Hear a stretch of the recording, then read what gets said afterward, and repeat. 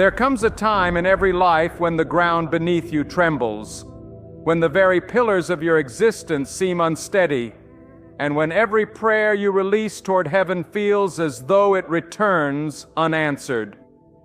In those very hours, questions roar within like thunder. Why am I walking through this? Why am I pressed from every direction? Why has the road grown so steep and narrow? Hear me, my friend. These are not signs that you have been forsaken. They are not proof that God has hidden His face from you.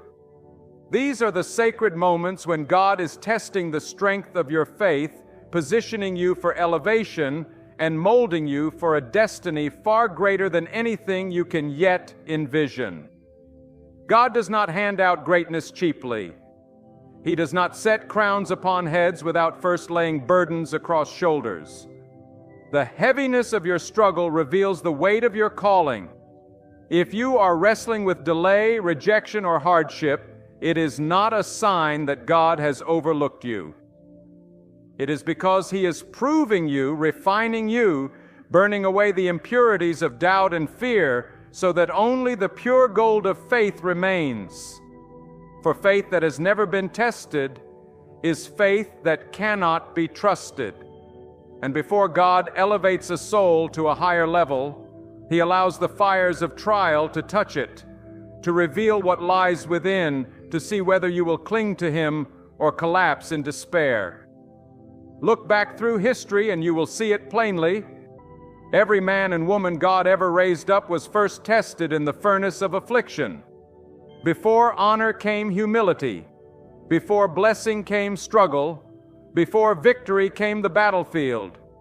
Do not despise the test you are in, for it is evidence that God has chosen you for something higher. The valleys you walk through are not meant to bury you. They are meant to build you. The tears you cry in secret are watering the seeds of greatness that God has planted deep within you.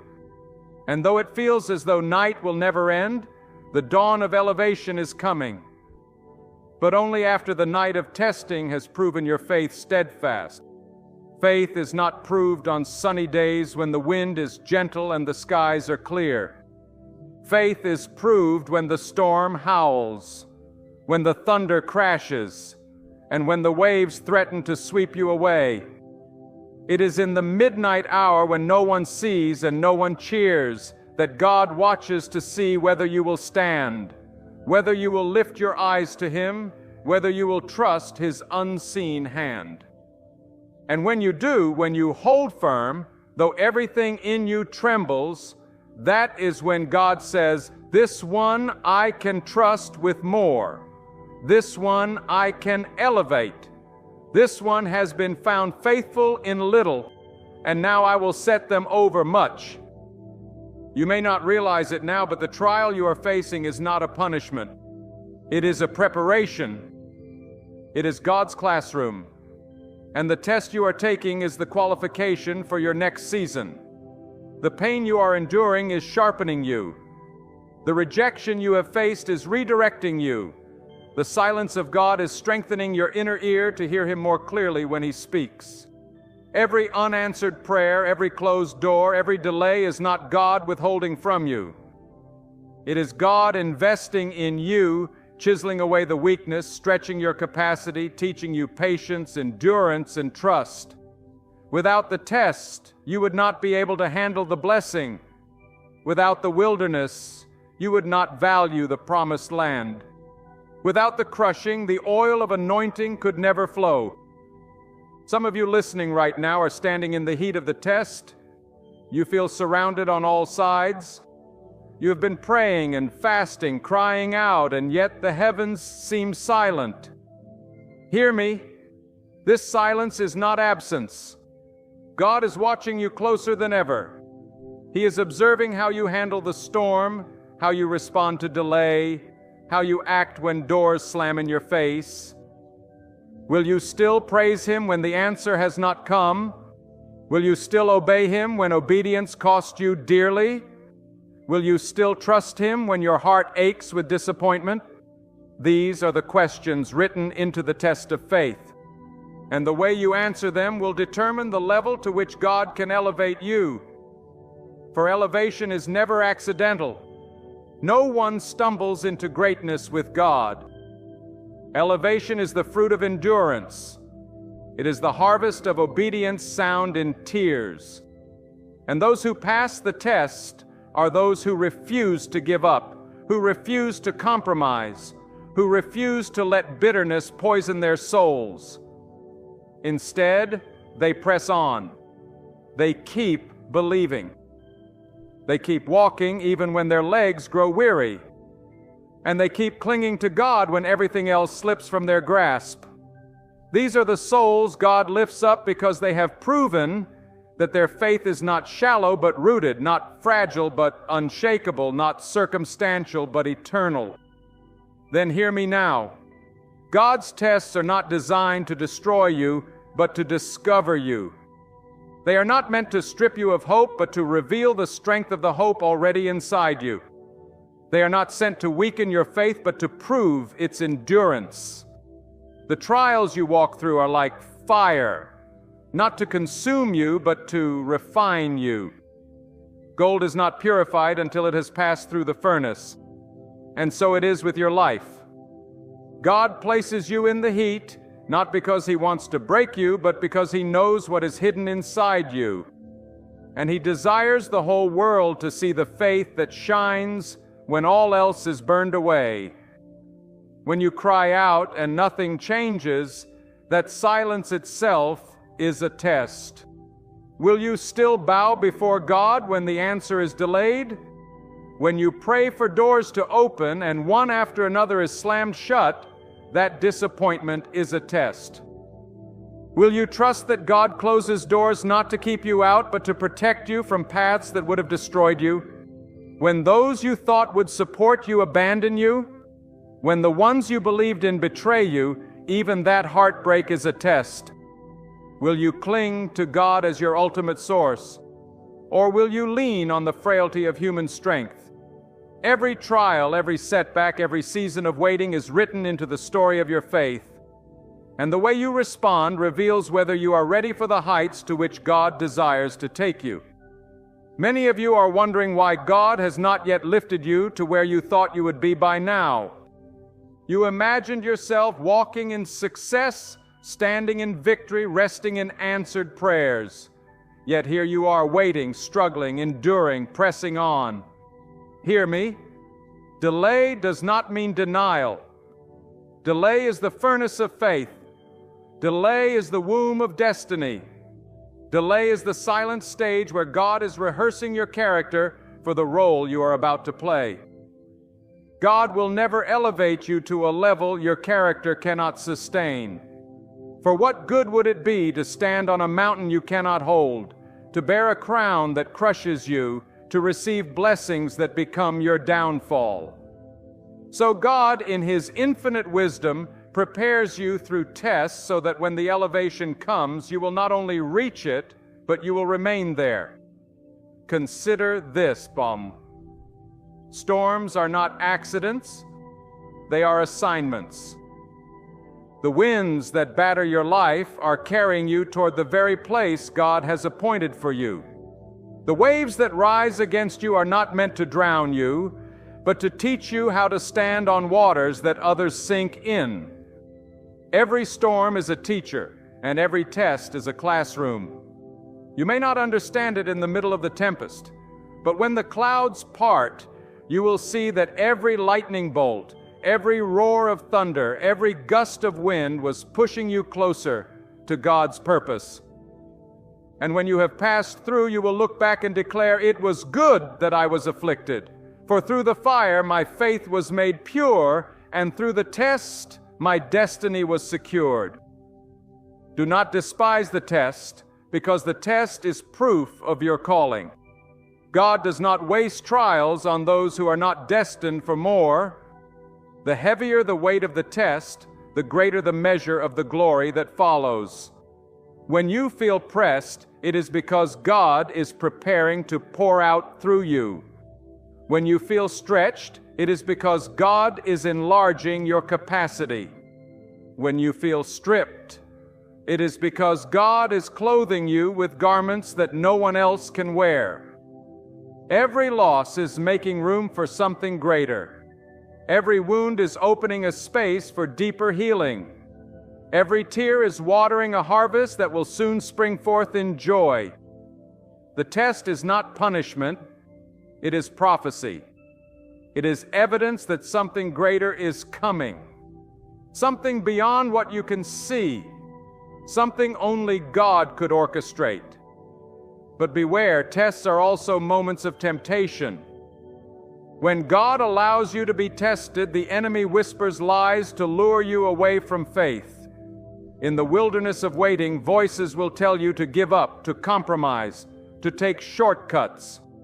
They will say, if God truly cared, He would not allow this pain. If God truly heard, He would have answered by now.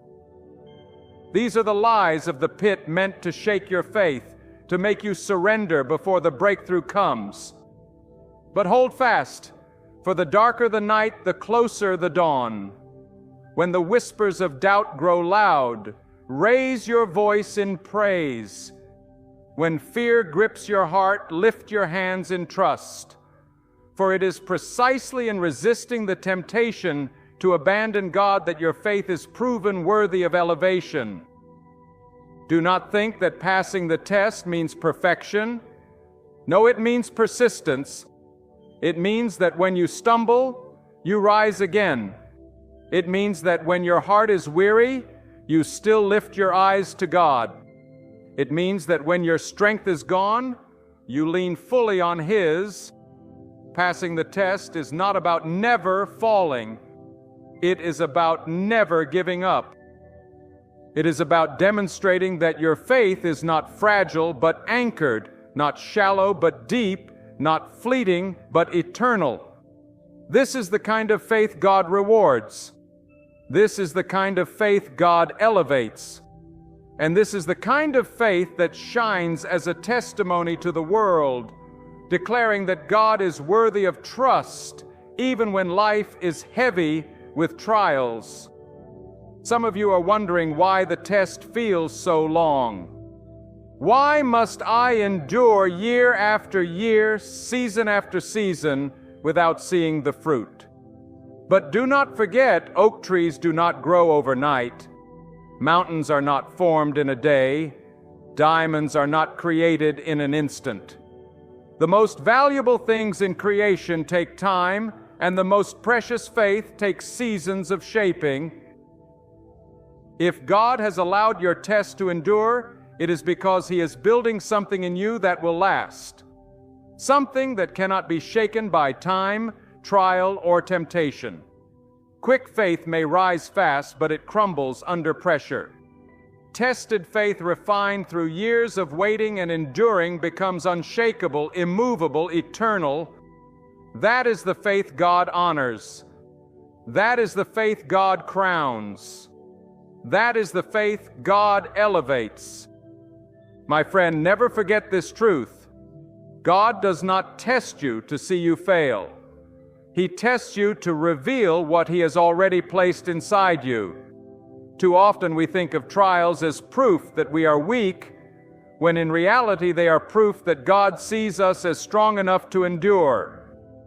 If God allowed this test into your life, it is because He knows you can bear it with Him. He would not trust a shallow vessel with the weight of destiny. He would not place the load of greatness upon shoulders that could not endure.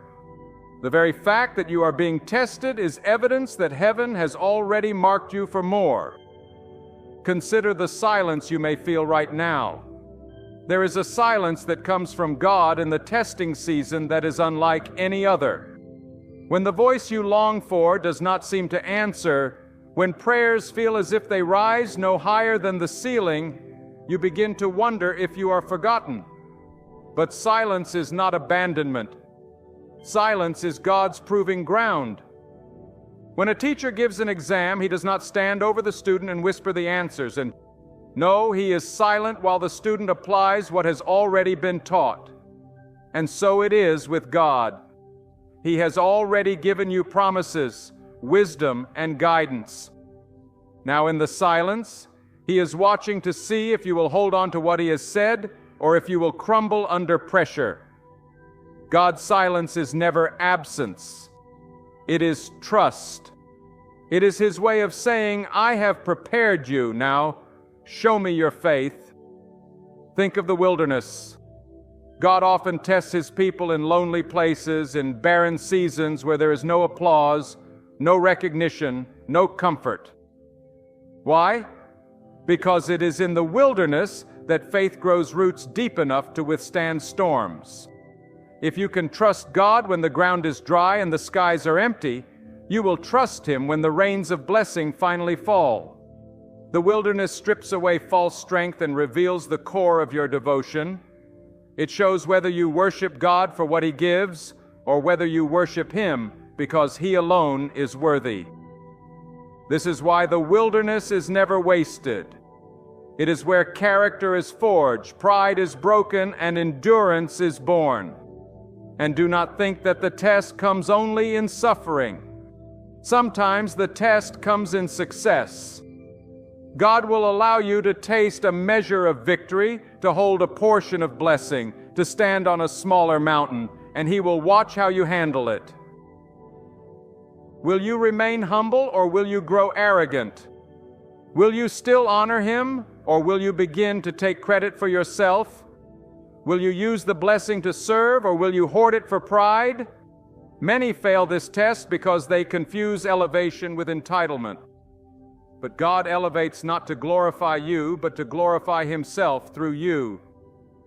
If you cannot handle small victories with humility, how will you handle great victories with honor?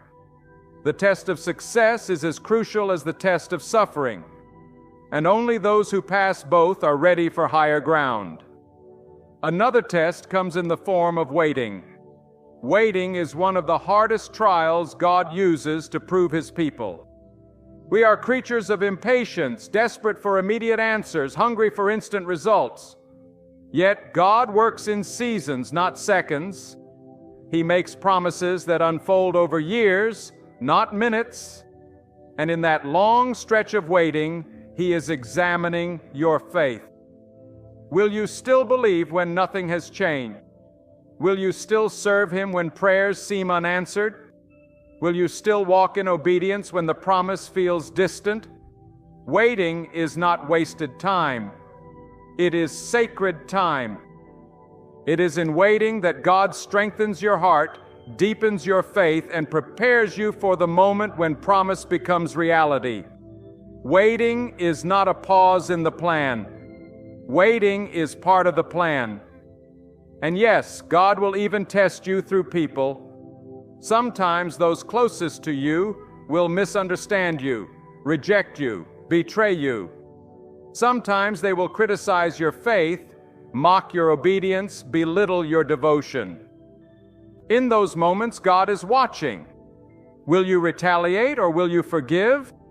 Will you become bitter or will you stay pure in heart? Will you abandon your calling to please people or will you remain faithful to God's voice above all? People can wound you deeply, but God uses even those wounds to test your faith and prepare you for greater strength. Those who betray you may think they are destroying you, but in reality they are sharpening you for destiny.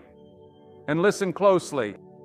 Every test you face reveals not only something about you, but something about God. When you endure the fire and emerge stronger, you learn that God is your sustainer. When you endure delay and still see the promise fulfilled, you learn that God is faithful. When you are betrayed and yet rise above it, you learn that God is your vindicator. The test is not only about proving your faith, it is about revealing God's nature to you in a deeper way. The test enlarges your knowledge of Him, strengthens your intimacy with Him, and secures your trust in Him for the future.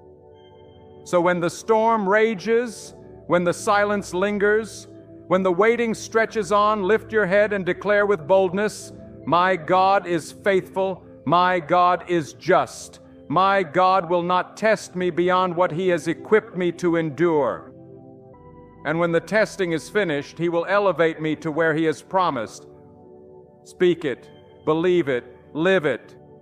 For there is power in the testimony of a tested faith.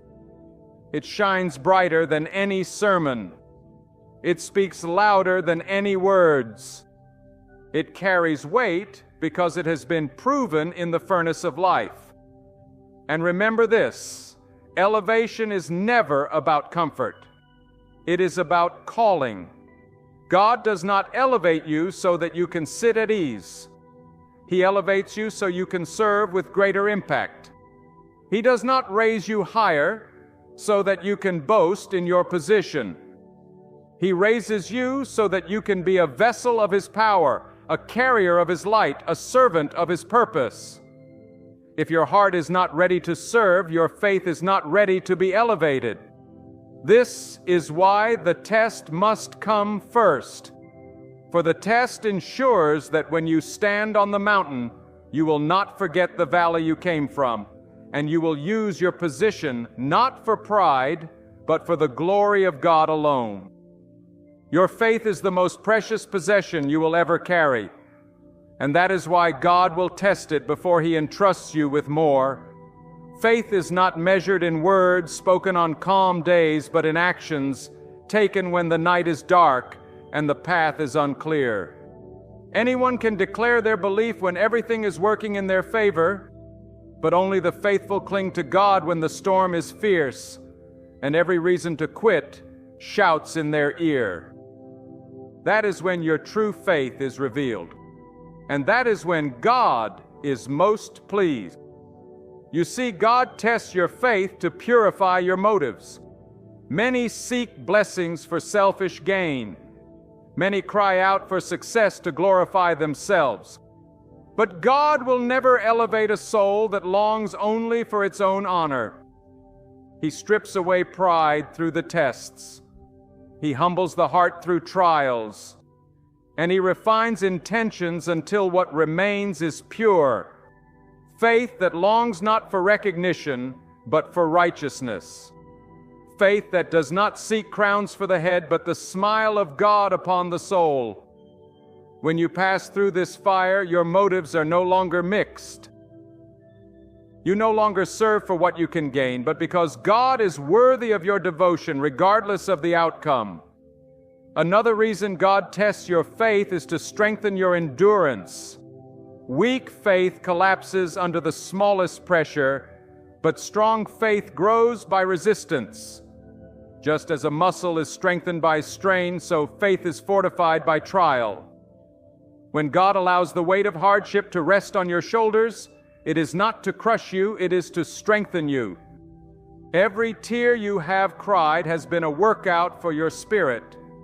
Every night you spent in prayer has been training for your soul. Every valley you walk through has been building endurance for the mountain yet to come. You cannot climb to great heights with untested legs, and you cannot rise to spiritual greatness with untested faith. God strengthens you through the very burdens that make you wonder if you can survive. And when you endure, you emerge with a faith so strong, so resilient that no future storm can shake it. Do not forget that God also tests your faith to separate you from what cannot go with you to the next level. Some relationships are stripped away in the test because they would hinder your destiny. Some habits are broken off in the fire because they would corrupt your future. Some comforts are removed because they would weaken your character. It hurts when God takes away. But you must understand, He never removes what you need to fulfill your calling. He only removes what will keep you from fulfilling it. When God tests you, He is pruning you, cutting away the unnecessary, trimming the branches so that you may bear much fruit. Do not fight the pruning. Embrace it. For every cut is a sign that God sees more in you than you see in yourself. And let me remind you, tests are temporary, but elevation is permanent. The pain of the test will fade, but the reward of passing it will endure. The sleepless nights will end, but the strength they built will last forever. The wilderness is not eternal. It is only a passage. God does not test you endlessly. He tests you until the work is complete. And when He sees that your faith has been proven, He will open the door. He will lift you up. He will place you in the position He promised. Do not give up in the middle of the test, for the end is closer than you think. Now hear this with conviction. When God elevates you, it is not because you escaped the test, but because you endured it. He will not lift up those who ran from the fire, but those who walked through it faithfully. He will not crown those who complained in the valley, but those who praised Him in the valley. He will not honor those who abandoned their post, but those who stood firm when everything in them wanted to quit. Your faithfulness in secret will be rewarded in the open. Your perseverance in the hidden place will be honored before the world. God never forgets those who endure, and He never overlooks those who remain faithful. The test of faith is also a test of loyalty. Will you serve God when no one applauds? Will you remain true when obedience costs you everything? Will you follow His path even when it leads through shadows? These are the questions of the test. Those who respond with steadfast loyalty, who declare, "Though He may slay me, yet will I trust Him," are the very ones God can raise with full assurance. For He knows their faith cannot be bought. Their devotion does not depend on circumstances. Their trust runs deep. My friend, do not be afraid of the test you are facing. Instead, rejoice that God has counted you worthy of it. He could have overlooked you, but He chose to shape you. He could have left you in the ordinary, but He chose to refine you for greatness. Every trial is a mark of divine confidence. Every test is a signal that you are destined for more. And when you pass through it, when you step out on the other side, you will not only witness God's hand upon your life, you will carry His power in ways you never imagined. Beloved, grasp this truth. When God tests your faith, He is not measuring what you claim with your lips, but what you hold in your heart. Words are easy, but conviction is costly. Many can declare trust in God when the harvest is plenty, but the true measure of faith is revealed when the field is barren and the ground yields no fruit. It is in the scarcity, in the hunger, in the emptiness that God looks upon your soul and asks, "Will you still believe? Will you still trust my hand when you cannot see my provision? Will you still cling to my promise when nothing around you confirms it?" God allows such seasons not to mock you, but to mold you. He strips away the crutches so that you may stand on Him alone. He removes the illusions of security so that you discover He is your only refuge. He lets doors close not to keep you out, but to remind you that your destiny is not determined by human hands, but by His. This is the holy paradox of testing. The very things that feel like loss are actually instruments of preparation. What you think is breaking you is actually building you. What you think is delaying you is actually aligning you with divine timing. God's tests are never wasted. Every tear, every trial, every hour of waiting is part of His eternal design. Consider the weight of trust. God cannot elevate one whose faith collapses under pressure, for that elevation would crush them. So He allows the test to build capacity within you. Faith is not only about believing for blessings, it is about carrying responsibility, enduring criticism, bearing burdens with courage. If you cannot withstand ridicule in private, how will you endure opposition in public? If you cannot handle small disappointments now, How will you withstand greater challenges later? God is not withholding your destiny. He is enlarging your soul to be able to carry it without breaking. And do not overlook this. God tests your obedience as much as He tests your faith. Sometimes the test is not whether you will believe, but whether you will obey when obedience costs you. Will you walk away from temptation when no one is watching? Will you forgive when your heart screams for revenge? Will you give generously even when your own needs are unmet? Will you speak truth when lies would make life easier? Every act of obedience in the test is a declaration that you fear God more than man, that you love God more than comfort, that you honor God more than self. Elevation comes not to the hearers of truth, but to the doers of it. And God proves you in the hidden places before He displays you in the open. Some of you are in a season where you feel forgotten, where others seem to rise while you remain in waiting. You look around and see others celebrated, others advancing, others lifted up, and you wonder, has God overlooked me? Has He cast me aside? But listen closely. God has not forgotten you. The delay is not a denial. The silence is not neglect. The hiddenness is not rejection.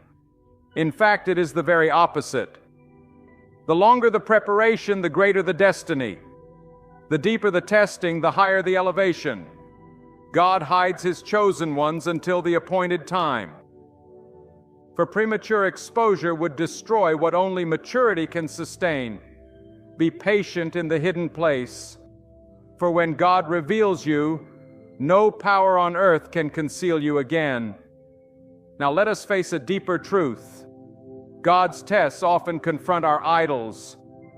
He will touch the very things we cling to most tightly, not to harm us, but to show us what we have elevated above Him. If you trust money, He may test you with lack. If you depend on human approval, He may test you with rejection. If you rely on your own strength, He may allow weakness to humble you. These are not acts of cruelty. They are acts of mercy. For God will not allow idols to accompany you into your destiny. He tests you to free you, to detach your heart from false securities, to anchor you fully in Him alone. For only when God is your source can you carry the weight of His blessings without corruption. And let me tell you this with boldness. The tests of God are also the testimonies of tomorrow. The very thing that feels unbearable today will one day be the story that strengthens countless souls. You may not see it now, but every valley you walk through, every fire you endure, every night you cry yourself to sleep, is planting a testimony within you. When God elevates you, your scars will shine as evidence of His faithfulness. People will look at you and see not just your success, but your survival. They will hear your story and know that only God could have carried you through. Your pain is not wasted. It is being transformed into power. Do not think for a moment that God delights in your struggle. No, He delights in your endurance. He does not rejoice in your tears, but He rejoices when you lift those tear-stained eyes toward Him in trust. He does not revel in your loss, but He rejoices when you declare that He is still worthy even in loss. This is the essence of tested faith, a devotion that does not crumble when the gifts are gone, a trust that does not waver when the road is long, a love that does not fade when the hand of God seems hidden. Such faith is precious beyond measure, and such faith God will always elevate. My friend, there is something you must understand. God's tests are never random. Every trial has a purpose.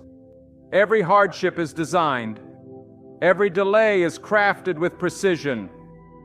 You may not see it now, but the path you walk is carefully ordered by the hand of the Almighty.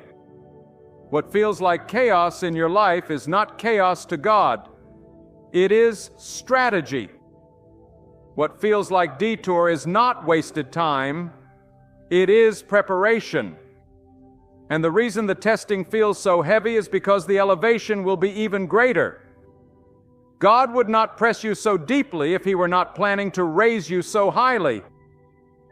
When God tests your faith, He is also teaching you to hear His voice above all others. In the noise of life, many voices compete for your attention.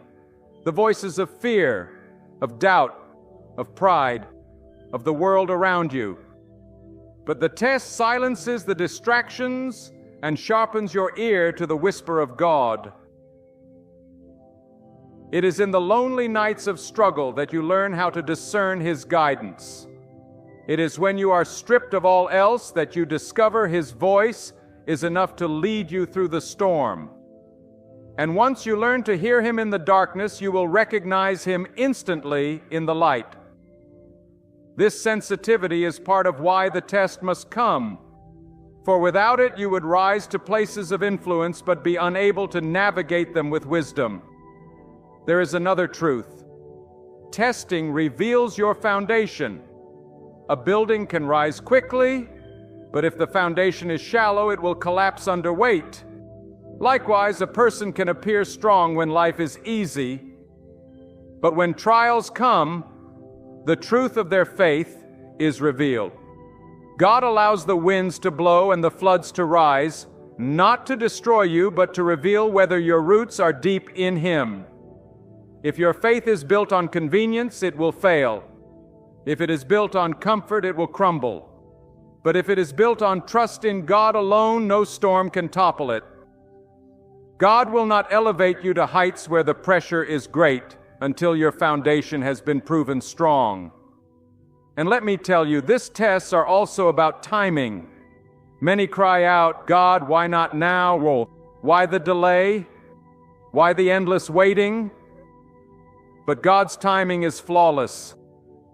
He knows when you are ready, and He knows when the world is ready to receive you. If He elevates you too soon, it could destroy you. If He waits too long, the opportunity may pass. So He aligns both your heart and your circumstances with His perfect timing. That is why patience is such a vital part of the test. It is in the waiting that pride dies. Self-will surrenders and trust matures. You may not realize it, but God is synchronizing heaven and earth, preparing every detail, so that when the door opens, it will not only be right for you, but it will be undeniable to all that it was His hand that opened it. Understand also that the test of faith refines your focus. Too often we scatter our energy chasing after many things: approval, possessions, recognition. But God will not elevate a divided heart. So He uses the fire of testing to strip away distractions until your eyes are fixed on Him alone. When you lose what you thought you needed, you discover what you truly cannot live without: God Himself. And when He becomes your one pursuit, your one treasure, your one desire, then He knows you are ready for the greater assignment. For only those who are consumed with God can handle the weight of being entrusted with His purpose. Another dimension of God's testing is humility. Pride is a poison that corrupts destiny. If God lifted you before humbling you, success would destroy you. So He allows seasons of humiliation, of rejection, of being overlooked to break pride from your heart. He lets you serve in obscurity, labor in silence, be misunderstood by many until you learn to depend not on applause but on His approval. When you no longer crave recognition, when you no longer need validation, when you are content with God alone, then He knows you are safe to elevate. For humility is the shield that protects the blessed from the snares of pride. And humility is always born in the tests of faith. Some of you are being tested in areas you never expected. You thought your trial would come in weakness, but it has come in strength. You thought your battle would be in poverty, but it has come in abundance. You thought the struggle would be in loss, but it has come in success. This is because God knows where your heart must be proven. Do not assume that only hardships test you. Ease can test you too. Comfort can lure you to complacency. Abundance can tempt you to forget God. And so, whether in lack or in plenty, the test remains the same. Will you remain faithful? Will you honor God above all else? And do not forget the test of faith is also generational. What you endure is not only about you, it is about those who will come after you. God is writing a testimony in your life that will inspire generations. The way you endure this test will set an example for your children, your family, your community. Your faith under pressure becomes a legacy long after the pain is forgotten. The story of your perseverance will remain. And when others rise up facing their own storms, they will point to you and say, "If they endured, I can endure. If they trusted God, I too will trust Him." This is why the test matters so deeply. It is not only about your elevation, but about the faith you leave behind as a witness to others. There's a holy weight to every test God allows in your life. You may not fully grasp it now, but every trial carries within it the seed of transformation. God never permits you to be tested lightly. For light tests produce light faith, but heavy tests, the ones that bend your knees and break your pride, those produce faith that cannot be shaken. Do not despise the heaviness, because it is a sacred signal that God is preparing you for something weighty, something lasting, something eternal. The measure of your test is the measure of your trust, and the measure of your trust determines the measure of your destiny. When you stand in the fire, remember this: God is not absent. He is present in ways you cannot see. He watches how you respond when doors close, when friends vanish, when opportunities seem to crumble into dust. Will you still bow before Him? Will you still raise your voice in gratitude? Will you still cling to His promises even when they have not yet manifested? God's eyes are upon you in those secret places where no one else can see. The test is intimate. It is between you and God alone. And the reward is intimate too. He Himself is your portion. And then He adds the elevation as a testimony of His faithfulness. Do not overlook how tests cultivate vision. In times of ease, your eyes wander. But in times of testing, your gaze sharpens. When you are stripped of earthly supports, you learn to see with spiritual sight. You learn to discern not just what is visible, but what is eternal. The test trains your eyes to look beyond the surface, beyond the temporary, beyond the pain of the moment into the eternal purposes of God. That kind of vision is necessary for elevation. Without it, you would misuse the blessing. With it, you will steward the blessing for God's glory. God also tests you to deepen your prayer life. When life is comfortable, prayer becomes casual. But when the test comes, when your soul is pressed, your prayers become fervent, desperate, alive. You learn to cry out from the depth, to pour out your heart without pretense, to seek God not out of duty, but out of sheer need. These are the prayers that reach heaven with power, because they are born of a faith tested by fire. And once you learn to pray in the storm, you will carry that fire in your prayers long after the storm has passed. This is why the test is a gift. It ignites a depth of prayer that comfort could never produce. Another dimension of testing is the breaking of self-will.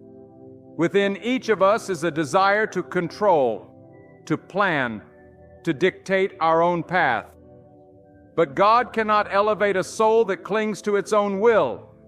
So He tests you until your strength is exhausted, until your plans fail, until your way proves insufficient, not to humiliate you, but to bring you to surrender. When you finally lay down your own agenda and say, God, not my way, but yours, then the test has done its work. God elevates not the stubborn, but the surrendered, not the proud, but the humble, not the self-reliant, but the God-dependent. Some of you are in the middle of such a breaking right now. Everything you built is crumbling. Everything you planned is unraveling. You feel as though your hands are empty. But let me tell you, emptiness is not the end. It is the beginning. For only when your hands are empty can God fill them. Only when your plans are gone can His plan unfold. Only when your strength fails can His strength carry you. The test is breaking you. Yes, but it is breaking you free from yourself so that you may live fully in God. And remember this, God does not test you to inform Himself. He already knows your heart. He tests you to reveal your own heart to you. In the trial, you discover whether your faith is shallow or deep, whether your trust is partial or complete, whether your devotion is conditional or unwavering. The test is a mirror showing you who you truly are. And when you see your weakness, do not despair. That revelation itself is part of the blessing because it drives you back into the arms of God where true strength is found. The test exposes so that God can heal. It reveals so that God can restore. It humbles so that God can exalt. Elevation always follows brokenness. A seed must first be buried in the ground before it can sprout into new life. A vessel must first be pressed before oil can flow. A heart must first be surrendered before God can fill it with power. Do not fear being broken, for it is only the broken who are made whole in God's hands. Do not resist being crushed, for it is only the crushed who carry the fragrance of His presence. The test may bruise you, but it will not destroy you. It will prepare you, purify you, and position you for heights you never imagined. The truth is this: the higher the elevation, the deeper the test.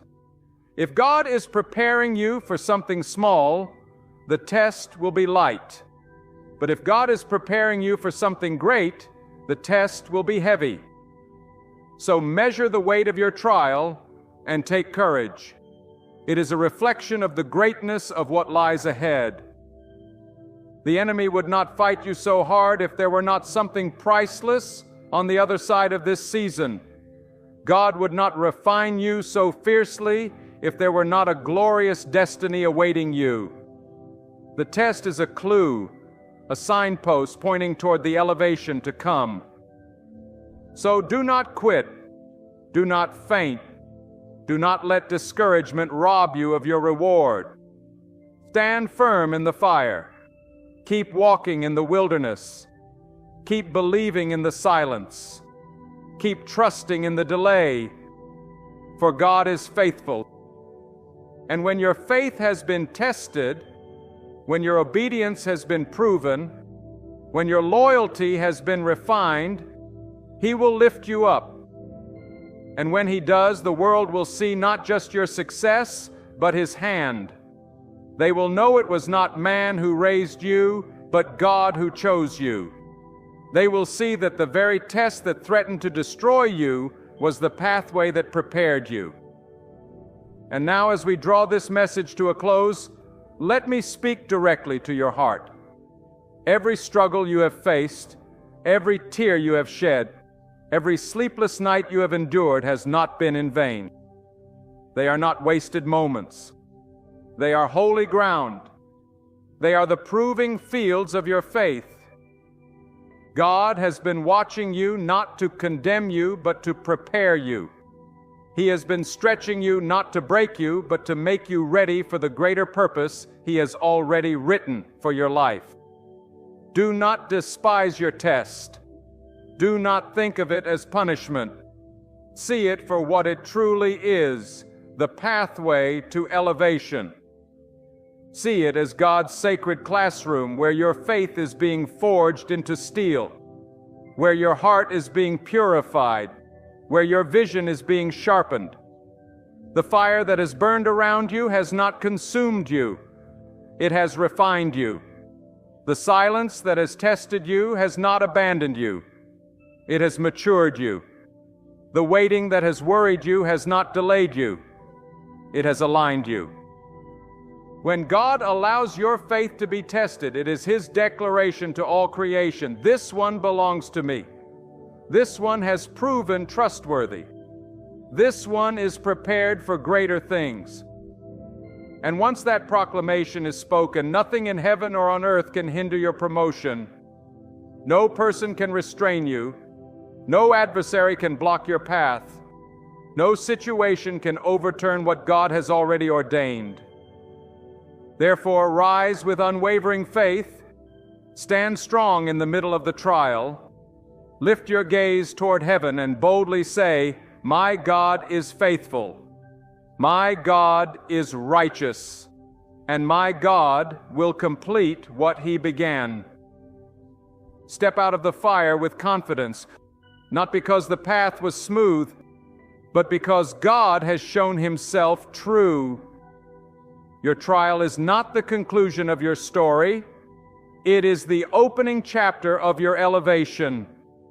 And when the appointed time comes, God Himself will raise you up, and the world will witness that those who put their trust in Him will never be disgraced. You are about to step into marriage. Hear this closely. Your actions must remain private. Not everyone around you is entitled to know your steps. Not every hand clapping is clapping out of genuine love. There are eyes waiting for you to falter, ears eager to twist your words, and hearts pretending to care while secretly hoping for your fall. This is why, in a season of such transformation, you must realize that silence is your shield and secrecy is a gift of wisdom from God. When God prepares to lift you into a new chapter, He often calls you to walk softly so that no envy, no whisper of jealousy, and no malicious plan can disrupt the blessing being formed. Marriage is not merely a ceremony. It is not merely a celebration. It is a sacred covenant, a holy union where two souls are joined by God's will and mercy. It is one of the greatest shifts of your entire life. And because of that, it is also one of the most delicate seasons of your journey. Whenever something sacred is about to be birthed, the forces of darkness rise to resist it. Whenever a blessing is about to bloom, there will always be those who try to pluck it before it flowers. That is why your move must be hidden until it is firm, until it is sealed, until no man or woman can undo what God has ordained. Some of you are far too quick to announce your joy, too quick to broadcast your plans, too quick to tell the world what you are about to do. But hear me, not everyone deserves a front, roused seat in the theater of your destiny. Some people only come to watch so they can mock, others come to witness so they can sabotage, and some appear as supporters. Yet they carry seeds of doubt, discouragement, and envy. When God is moving you into marriage, He is moving you into a covenant so holy that only those He chooses should stand close. Your secret is not cowardice, it is wisdom. Your silence is not weakness, it is protection. Your discretion is not fear. It is obedience to the divine rhythm of God's timing. Do not confuse transparency with foolishness. Do not mistake openness for wisdom. God calls you to be discerning. Even the strongest trees grow silently before they show their fruit. Even the brightest stars move quietly in the heavens. Even the most powerful rivers carve their way in silence before roaring into waterfalls. Your marriage must first be planted in secrecy, watered in silence, and protected in prayer before it is displayed to the world. Because if you expose the seed too early, the storms of envy, gossip, and malice may uproot what has not yet been given the chance to grow. This moment requires you to trust God more than people, to lean on His understanding, not the opinions of friends or the approval of relatives. Your marriage is not for their entertainment. It is for God's glory. Your move is not for their applause. It is for God's purpose. And if God has called you to walk quietly, then walk quietly. If God has told you to seal your lips, then seal them. If God has warned you that not every ear should hear, then honor His warning. Because one act of obedience can protect you from 1,000 hidden arrows. One moment of silence can shield you from 10,000 poisonous tongues. And one secret move can preserve a covenant that will carry you through a lifetime. God sees the hidden enemies you cannot see. God hears the conversations you are not privy to. God knows the schemes being planned in the shadows while you rest. And so when He whispers to you, move in silence. He is not withholding your joy. He is protecting it. He is not stealing your celebration. He is preparing it. He is not silencing your voice. He is strengthening your foundation.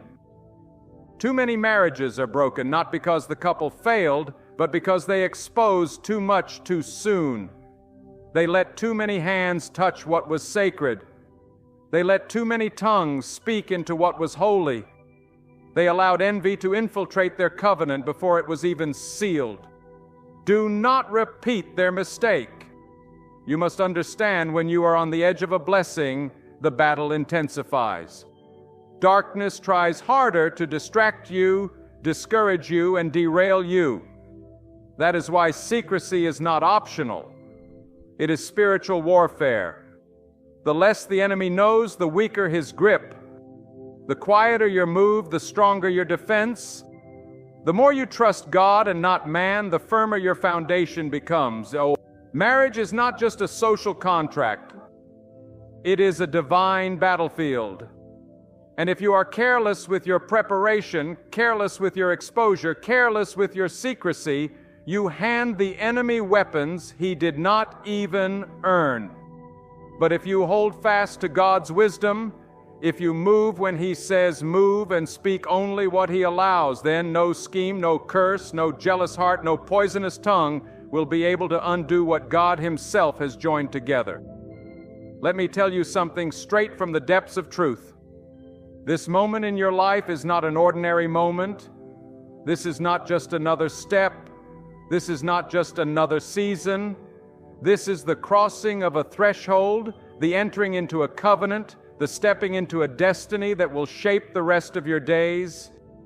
But listen, your move must be a secret. Not everyone clapping for you is clapping for your joy. Not every smile is genuine. Not every voice that says congratulations is truly happy for you. Some celebrate loudly while quietly plotting your downfall.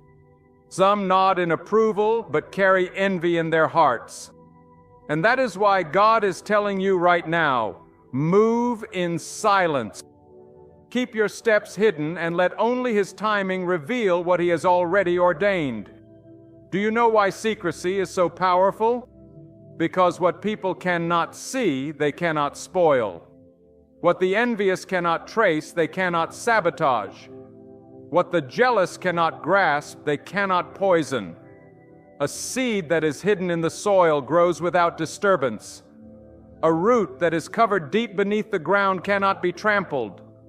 And so must your marriage be conceived in quietness, nurtured in silence, and revealed only when God says now. The enemy thrives on information. The jealous survive on whispers. Those who wish you harm live off your transparency.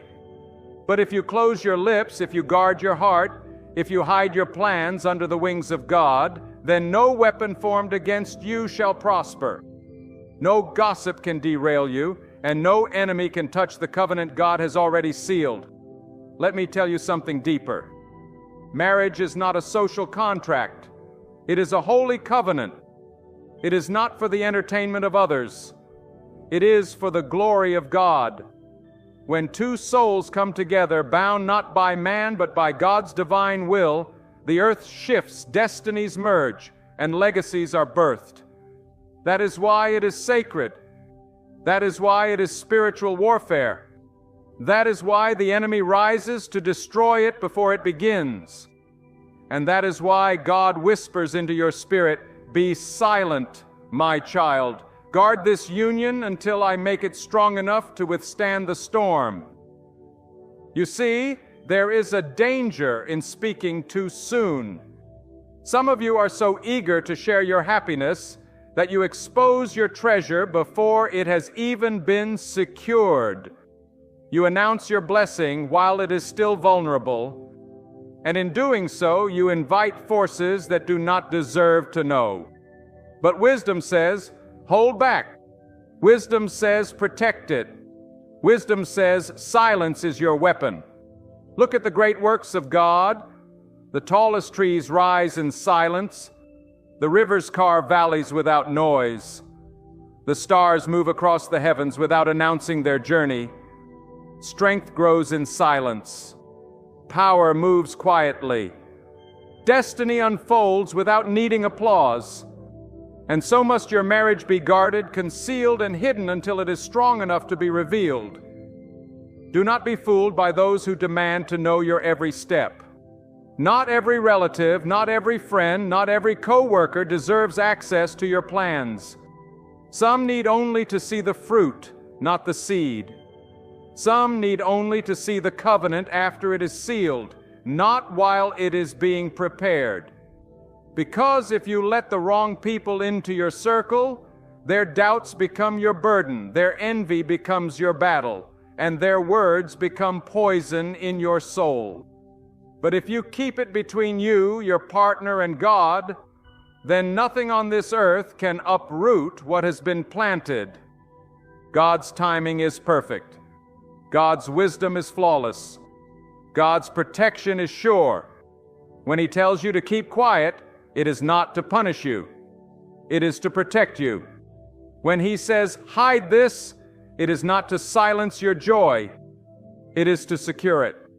When He instructs you to move secretly, it is because He knows the eyes watching you are not all friendly, the ears listening to you are not all pure, and the hearts surrounding you are not all clean. Trust Him, obey Him, and you will see that silence will protect what excitement would have destroyed. When God sets you apart for something holy, He does not always call you to trumpet it before the world. He calls you into the quiet place, into the secret chamber, into that hidden walk where only He knows the steps you are taking. Many of you long for approval, for affirmation, for the applause of others. But what is the applause of man compared to the approval of God? What is the fleeting cheer of people compared to the eternal well done of your Creator? Your marriage is not meant to be paraded before the world as a spectacle. It is meant to be sanctified, blessed, and strengthened under the shadow of the Almighty before it is ever placed before human eyes. That is why your move must be hidden.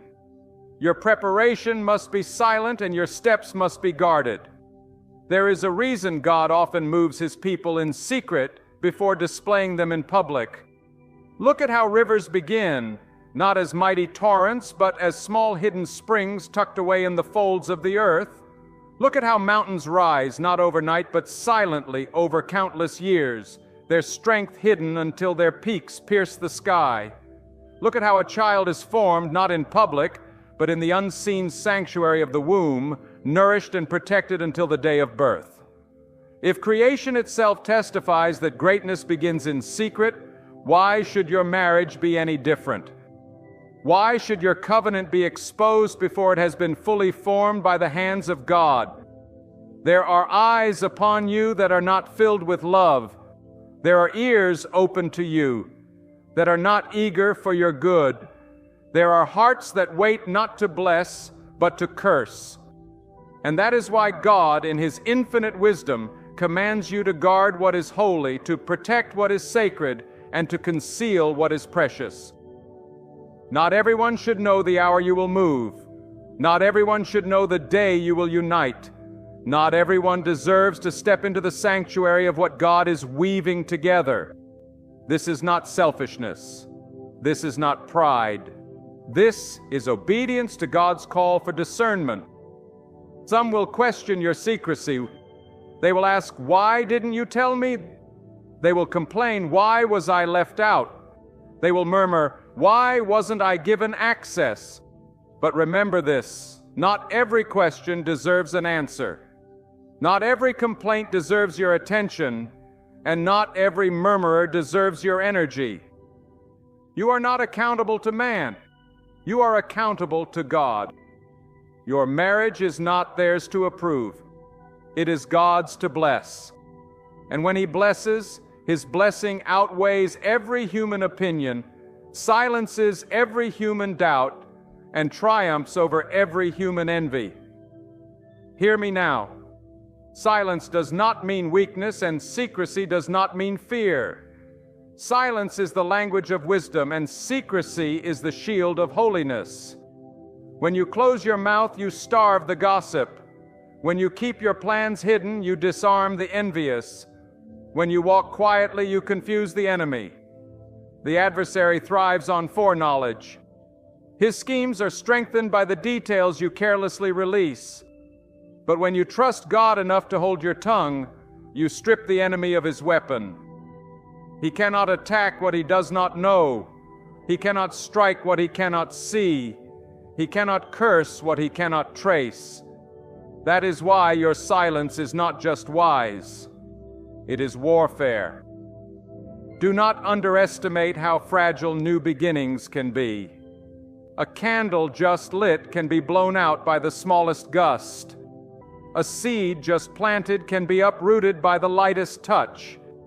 A house under construction can be ruined by the wrong builders. And so it is with your marriage. In its early days, it must be protected fiercely, hidden carefully, and guarded diligently. This is not the time for open display.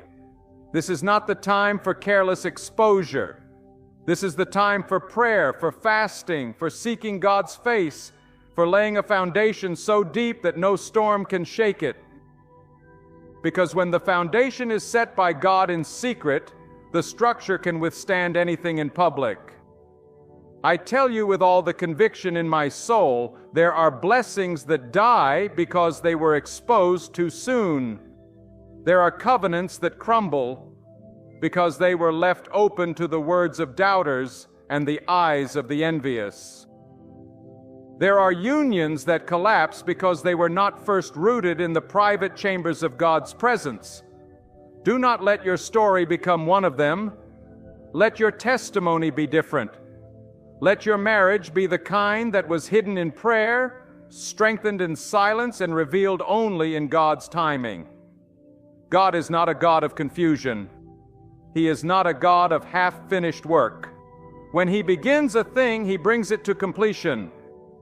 And so, if He has begun this marriage in you, trust Him enough to let Him finish it without interference. Trust Him enough to move when He says move and stay silent when He says stay silent. Trust Him enough to believe that His covering is better than human applause, His protection stronger than human support, and His wisdom greater than human advice. You are not hiding out of fear. You are hiding under the shadow of the Almighty. You are not silent because you lack courage. You are silent because you have discernment. You are not secretive because you are ashamed. You are secretive because you are wise. And mark this well, the same mouths that demand to know your plans will be the same mouths that twist them if you reveal them. The same ears that beg to hear your story will be the same ears that spread it as gossip. The same eyes that pretend to admire will be the same eyes that search for flaws. Protect yourself. Protect your partner. Protect your covenant. You do not need to answer every question. You do not need to satisfy every curiosity. You do not need to feed every hungry ear. All you need to do is obey God, trust His timing, and walk in the assurance that if He is for you, no one can be against you. There comes a time in life when you must understand that not every journey is meant to be shared with the multitude. There are roads you must walk with God alone. There are seasons you must pass through quietly, without announcing every step, without displaying every detail, without opening your heart to every passerby. And marriage, my friend, is one of those sacred seasons when God is preparing you to join with another soul. He is not just preparing a wedding day, He is preparing a destiny, a covenant, a future that will carry weight in the generations to come. And because it is so weighty, it must be carried carefully. Because it is so precious, it must be guarded fiercely. Because it is so holy, it must be concealed until the appointed time. Do not think secrecy means shame. Do not confuse hiddenness with dishonor.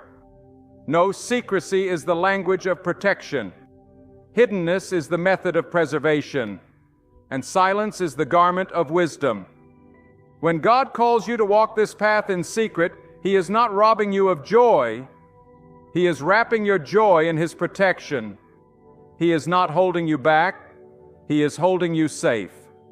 He is not withholding celebration.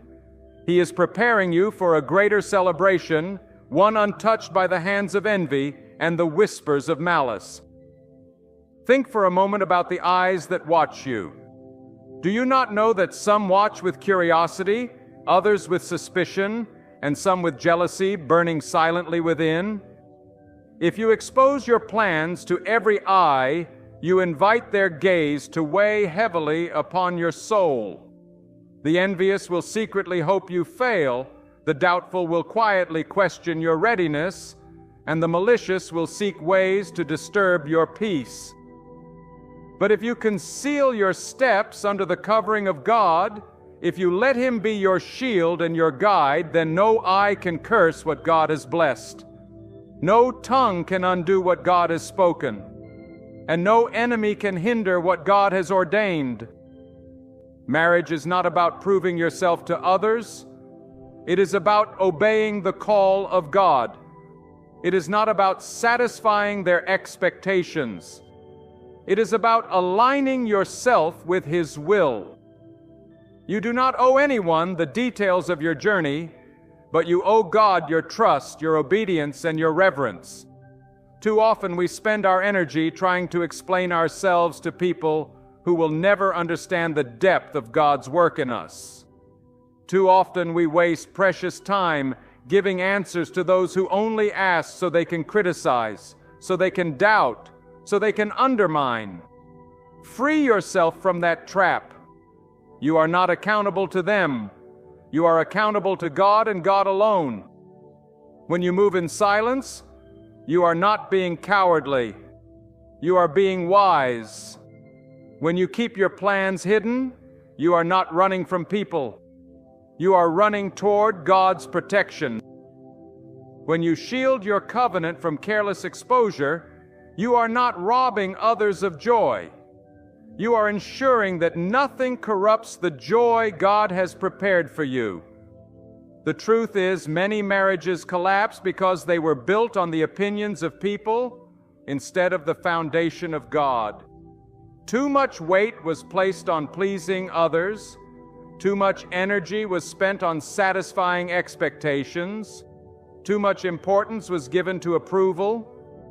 But hear me, approval is fragile. Expectations shift like sand and opinions fade. Only God is unchanging. Only God is firm. Only God is eternal. Build on Him, not on them. And know this: silence is not just protection, it is power. Have you ever noticed that the most powerful things in creation move silently? The earth spins without noise, yet its movement sustains all life. Seeds sprout in the darkness of the soil without announcement, yet they rise to feed the nations. The heart beats in the hidden place of the chest without fanfare, yet it sustains the body. The greatest forces in life are unseen, unheard, unnoticed until their fruit appears. So let your marriage be. Let it grow in silence. Let it be strengthened in secret. Let it be nurtured in prayer until it is unshakable. Then, when it is revealed, it will stand firm against every storm. It will flourish under every test, and it will radiate the glory of God untouched by the whispers of men. Do not be deceived into thinking that everyone deserves to walk with you into this covenant. Some people are only meant to watch from a distance. Some are meant to celebrate when the time is right, but not to participate in the preparation. Others are not meant to be there at all. Discernment is the gift God gives to separate the true from the false, the genuine from the counterfeit, the faithful from the deceitful. And if God has placed the conviction in your heart to move quietly, to reveal only in His time, then obey without hesitation. Obedience today will protect your tomorrow. Yes, there will be those who murmur, who question, who even accuse you of arrogance because you kept your plans hidden. But remember, Noah built the ark in obedience to God while the people mocked him. Abraham moved to a land he did not know without explaining himself to the world. Prophets walked in obedience while others ridiculed their silence. God's ways are not man's ways. And those who walk with God must be willing to look foolish in the eyes of men in order to be wise in the eyes of heaven. Let them talk. Let them wonder. Let them question. It does not matter. What matters is that you walk in obedience. For obedience is greater than explanation, and God's approval is greater than man's applause. So let your move be a secret. Let your covenant be guarded. Let your steps be hidden until the day God Himself reveals what He has brought together. And when that day comes, when the covenant is sealed, when the blessing is released, when the union is displayed, those who doubted will have no choice but to witness the glory of God upon your life. Those who envied will see that their envy was powerless. Those who mocked will see that their words were empty. And you will stand firm, not because you bowed to people, but because you bowed to God. When God calls you into marriage, He is not simply inviting you into the joining of two bodies. He is bringing together two destinies, two purposes, two souls, that from this moment forward will walk as one. That is why this step must never be taken lightly and never displayed carelessly. The weight of such a covenant is far too sacred to be placed at the mercy of idle voices. Marriage is not merely about affection that feels good for a season.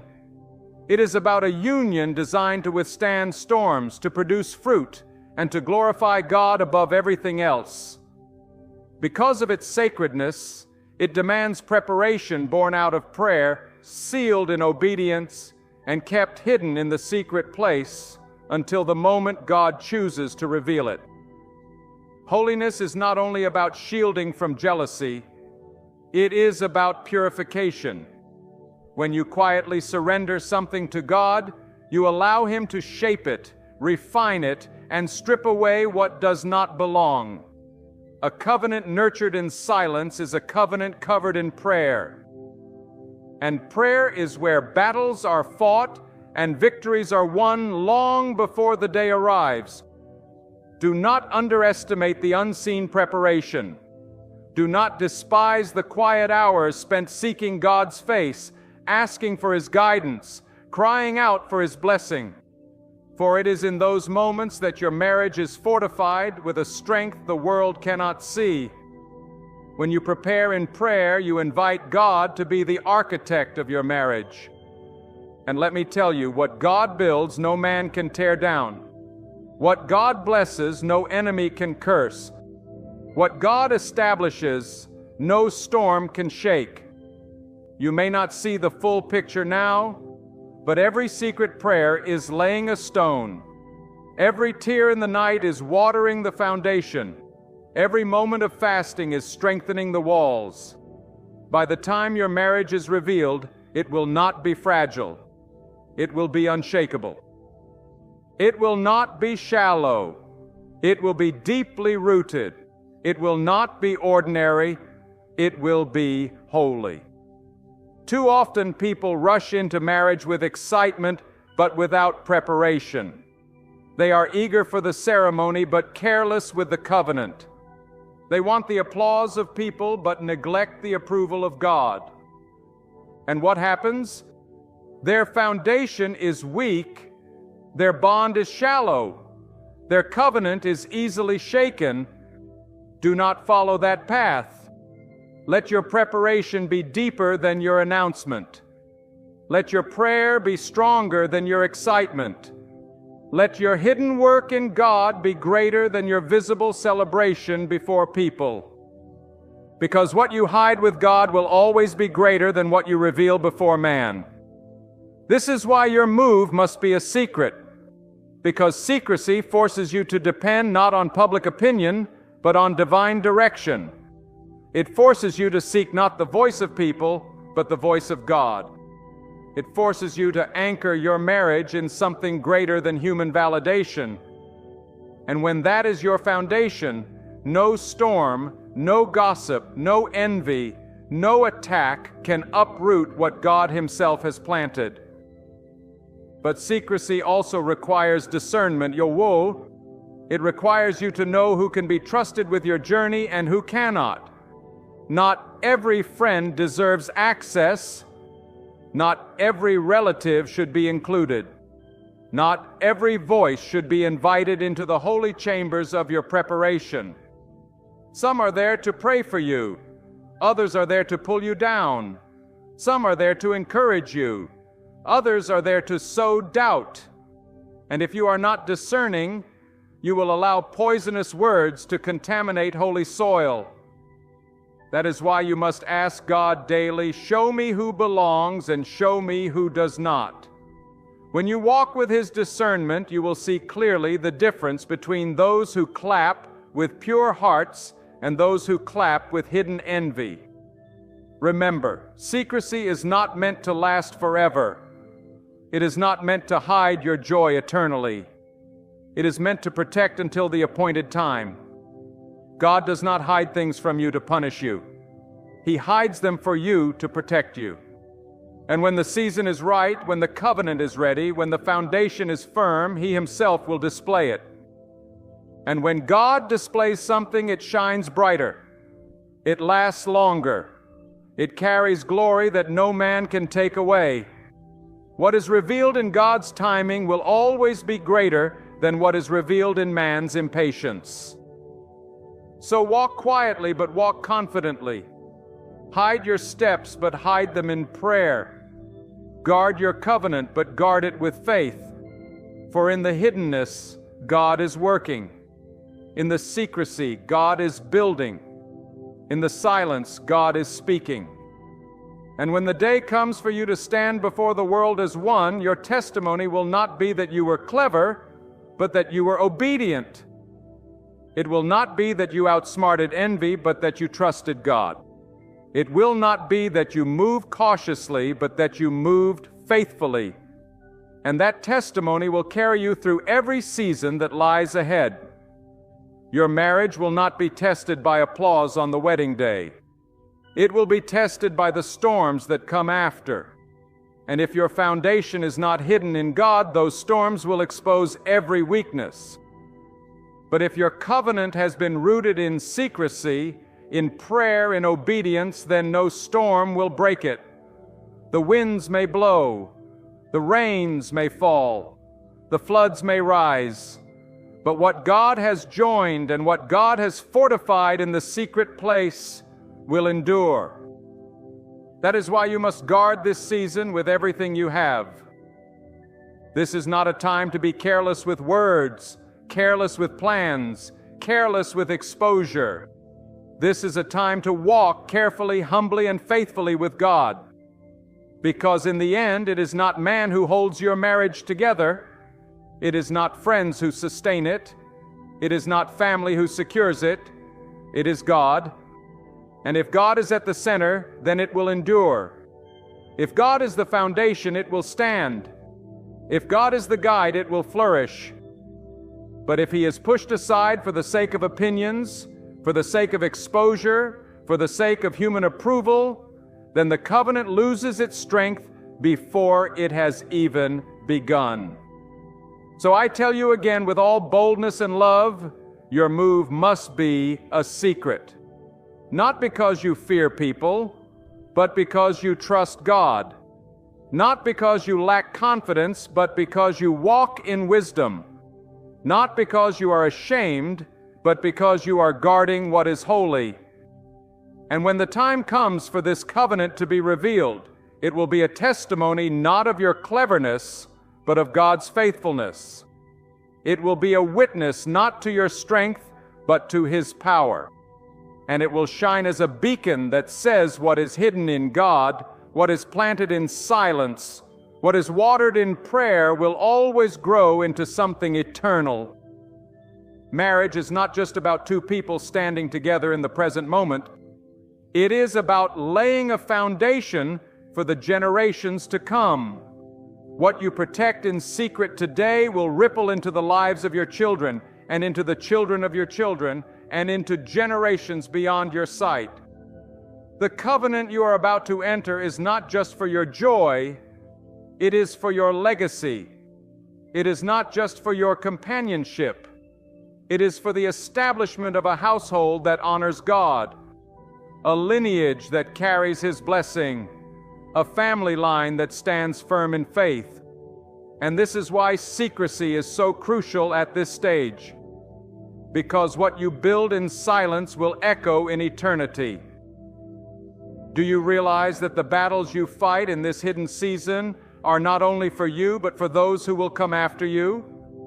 The prayers you pray now will cover your children before they are even born. The obedience you walk in now will shield your descendants from curses you will never see. The faith you display in this moment of preparation will open doors of blessing for generations yet unborn. This is why you cannot afford to be careless. You cannot afford to expose prematurely. You cannot afford to let envy, gossip, or malice creep into the foundation of something so sacred. Your silence is not just protecting your joy, it is protecting your legacy. When you keep your covenant hidden until God's appointed time, you are doing more than safeguarding yourself, you are safeguarding a heritage. Because once a marriage is displayed before the world, it becomes a target. Not everyone will celebrate with you. Some will envy, some will curse, some will undermine. But if the roots of your marriage are deep in God, hidden beneath the soil of prayer and obedience, then no attack will uproot it. Just as a tree with deep roots survives the storm while shallow roots are torn away, so too will your marriage stand when others fall. And let us not forget, God Himself works generationally. When He blesses, He does not stop with you. He blesses your children and their children and those who follow. When He establishes a covenant, He establishes it to endure. What begins with you in secret is meant to shine far beyond your lifetime. But the enemy also knows this, and that is why he fights you so fiercely in these early days. He knows that if he can disrupt your foundation, he can weaken your legacy. If he can poison the root, he can wither the tree before it bears fruit. That is why secrecy is not optional. It is essential. Your marriage must be more than a celebration. It must be a sanctuary. A sanctuary where peace dwells, where love flows, where faith reigns, and where God is honored above all else. And sanctuaries are not built in chaos. They are built in reverence. Sanctuaries are not constructed under the noise of gossip, but in the quiet of obedience. Sanctuaries are not left open to every passerby. They are consecrated, guarded, and kept holy. Your marriage must be such a sanctuary, and to build it rightly, you must first guard it fiercely. Think of this truth. Whatever you allow at the beginning will echo through the years. If you begin with secrecy, prayer, and reverence, those qualities will echo through your covenant. But if you begin with noise, exposure, and the hunger for human approval, that too will echo. The foundation you set now will determine whether your marriage becomes a shelter or a battlefield. And that choice rests in your obedience to God. Silence allows God to speak more clearly. When you are not distracted by opinions, when you are not surrounded by endless chatter, you can hear His voice without interference. And what is more important than hearing Him? For it is His wisdom that will direct your steps, His counsel that will guide your decisions, His hand that will lead your union into purpose. Do not exchange His voice for theirs. Do not trade His counsel for their approval. Do not let noise drown out what silence would have revealed. In the quiet, you will know who to trust, how to move, and when to act. In the quiet, you will discern the difference between opportunity and trap, between blessing and distraction, between God's will and man's agenda. And when the day comes, because it will come, that your marriage is revealed, it will shine with a glory that no human hand can take credit for. People will see it and say, "Surely this was the work of God." They will marvel not because you were clever, but because you were faithful. They will honor not your secrecy, but the fruit of your obedience. And that fruit will speak louder than any explanation you could have ever given. The world loves display. It craves exposure. It demands to know your every step, your every move, your every plan. But you are not of the world. You are of God. And those who belong to God do not live by the demands of men. They live by the commands of heaven. Your marriage is not a spectacle. Your covenant is not a performance. Your union is not for their entertainment. It is for His glory. And so long as you honor Him, He will honor you. So long as you keep Him at the center, He will keep you unshaken. So long as you hide in Him, you will never be put to shame. So guard this moment as if generations depend on it, because they do. Protect this covenant as if eternity depends on it, because it does. Walk in silence, not as one who is afraid, but as one who is wise. Move in secrecy, not as one who hides, but as one who trusts. Keep your steps covered, not because you doubt, but because you believe. And in that belief, in that trust, in that obedience, you will find that your marriage is not just an event. It is a legacy, not just a union. It is a testimony, not just a moment. It is a move of God that will outlive you, outshine you, and outlast you. There is a sacred weight in this season of your life, a weight so profound that it demands your full reverence. Marriage is not a casual step. It is a divine turning point. It is not merely a social contract. It is a covenant where two lives, two hearts, and two destinies are bound together under the authority of God. This is why your move must be concealed until the time of God's revealing. because what is holy must never be thrown carelessly before those who do not understand its worth. What is consecrated must not be left open to the hands of the unworthy. What God is joining together must be protected until He Himself declares it is ready. There are many who crave your announcement but do not deserve your truth. They hunger for information not so they can bless, but so they can dissect, analyze, and undermine. Do not feed their hunger. Do not give them the satisfaction of knowing what God has whispered to you in the sacred silence of your spirit. They did not kneel with you in prayer. They did not wrestle with the weight of this decision. They were not there when you poured out your tears before God asking Him to guide you.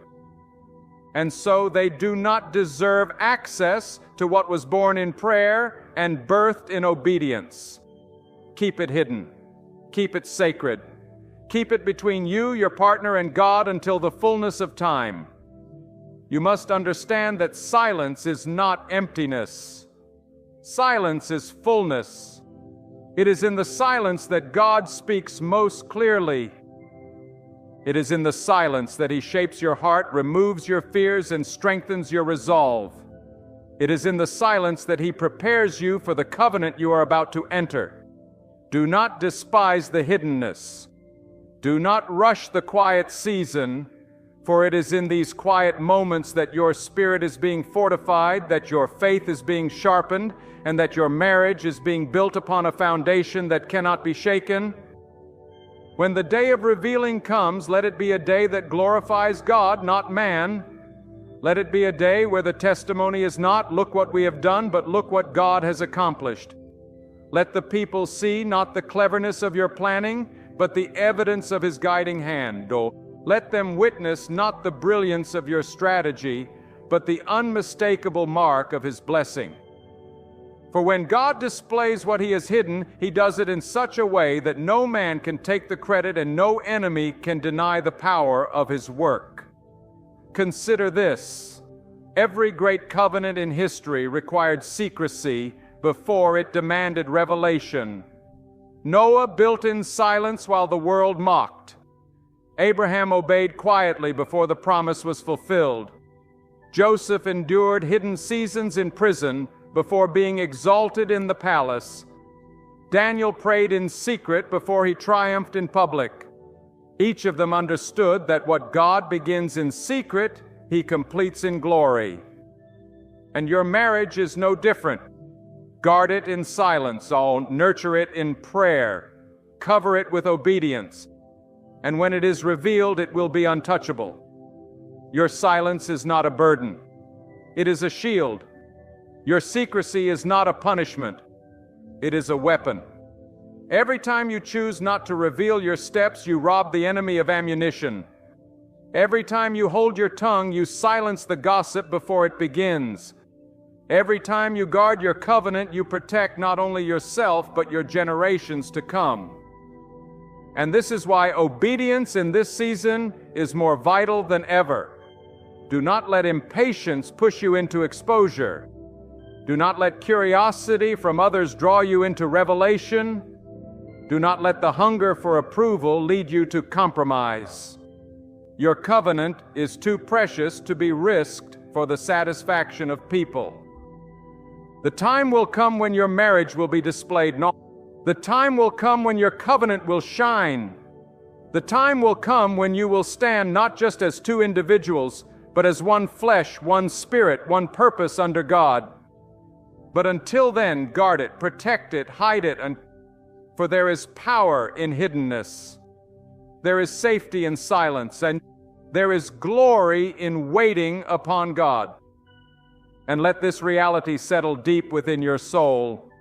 The obedience you choose today will become the story you testify to tomorrow. The hidden paths you walk now will transform into the foundation of your future strength. The prayers whispered in solitude will emerge as the blessings you celebrate in public. The covenant you guard in secrecy will grow into the refuge where your family thrives for generations.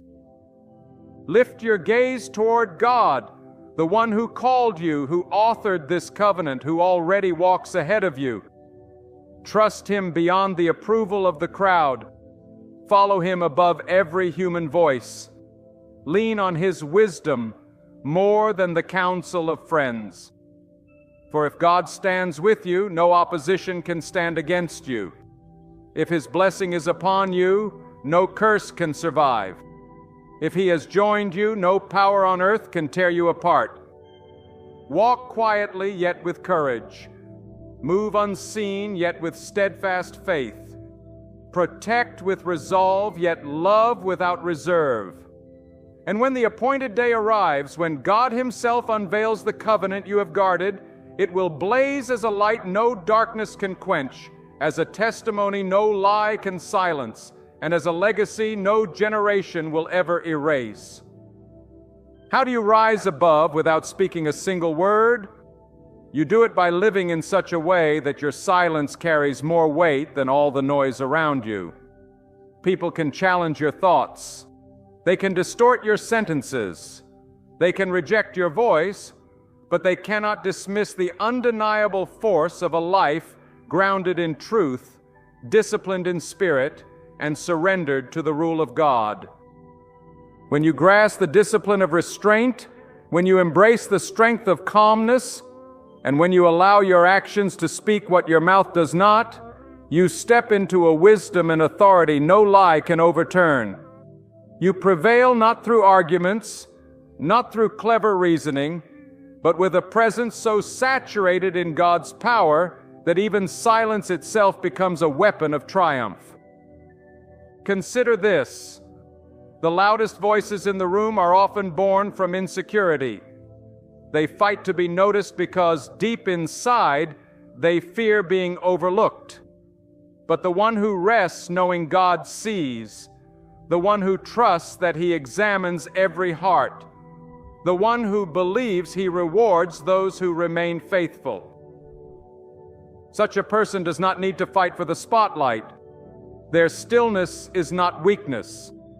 It is strength under control. Their silence is not emptiness. It is filled with conviction. Their lack of reaction is not ignorance. It is wisdom, sharpened by divine discernment. And when you walk in that power, you begin to outsmart those who seek to trap you, to manipulate you, to provoke you, because you will not be moved by their schemes. You see, the most powerful victories in life are not always won in the arenas of argument, but in the chambers of self-discipline. God does not tell us to shout back at every insult. He does not instruct us to react to every provocation. Instead, God tells us to be still and know that He is God. That stillness is not passivity, it is strategy.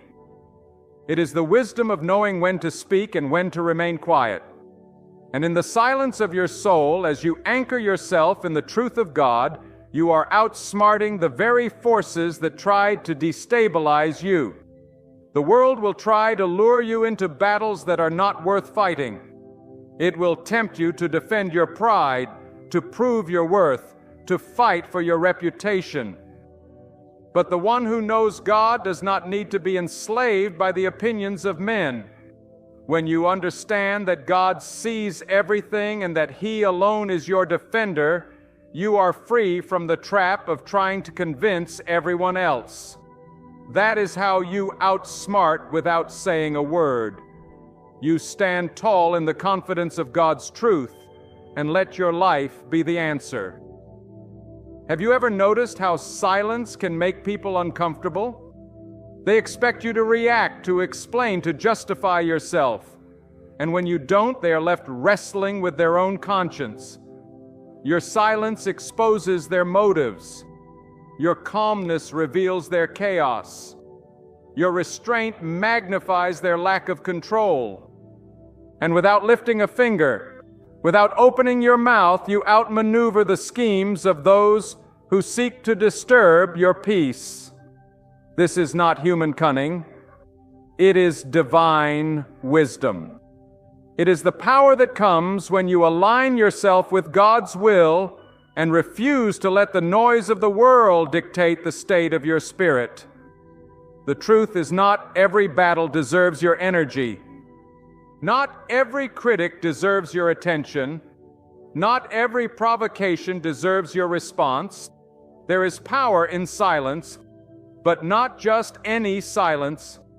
The silence that is fortified by faith. The silence that is rooted in the certainty that God is in control. That kind of silence is not weakness. It is strength at its highest level. It is how you outsmart without lifting a word. Because when you refuse to stoop down to the level of your enemies, you force them to confront the futility of their attacks. And let me tell you something powerful. When you learn to remain unmoved, you become unpredictable to those who seek to control you. The manipulator thrives on reaction. The deceiver depends on your emotional response. The enemy builds traps hoping you will step into them through anger, pride, or fear. But when you remain silent, when you remain anchored, when you remain steadfast in God, every trap is exposed and every scheme collapses. You outsmart not by force, not by noise, but by walking in a wisdom that cannot be shaken. When you stand in silence, trusting in the authority of God, you are not doing nothing. You are doing something greater than words could ever accomplish. Words can be twisted. Arguments can be misunderstood.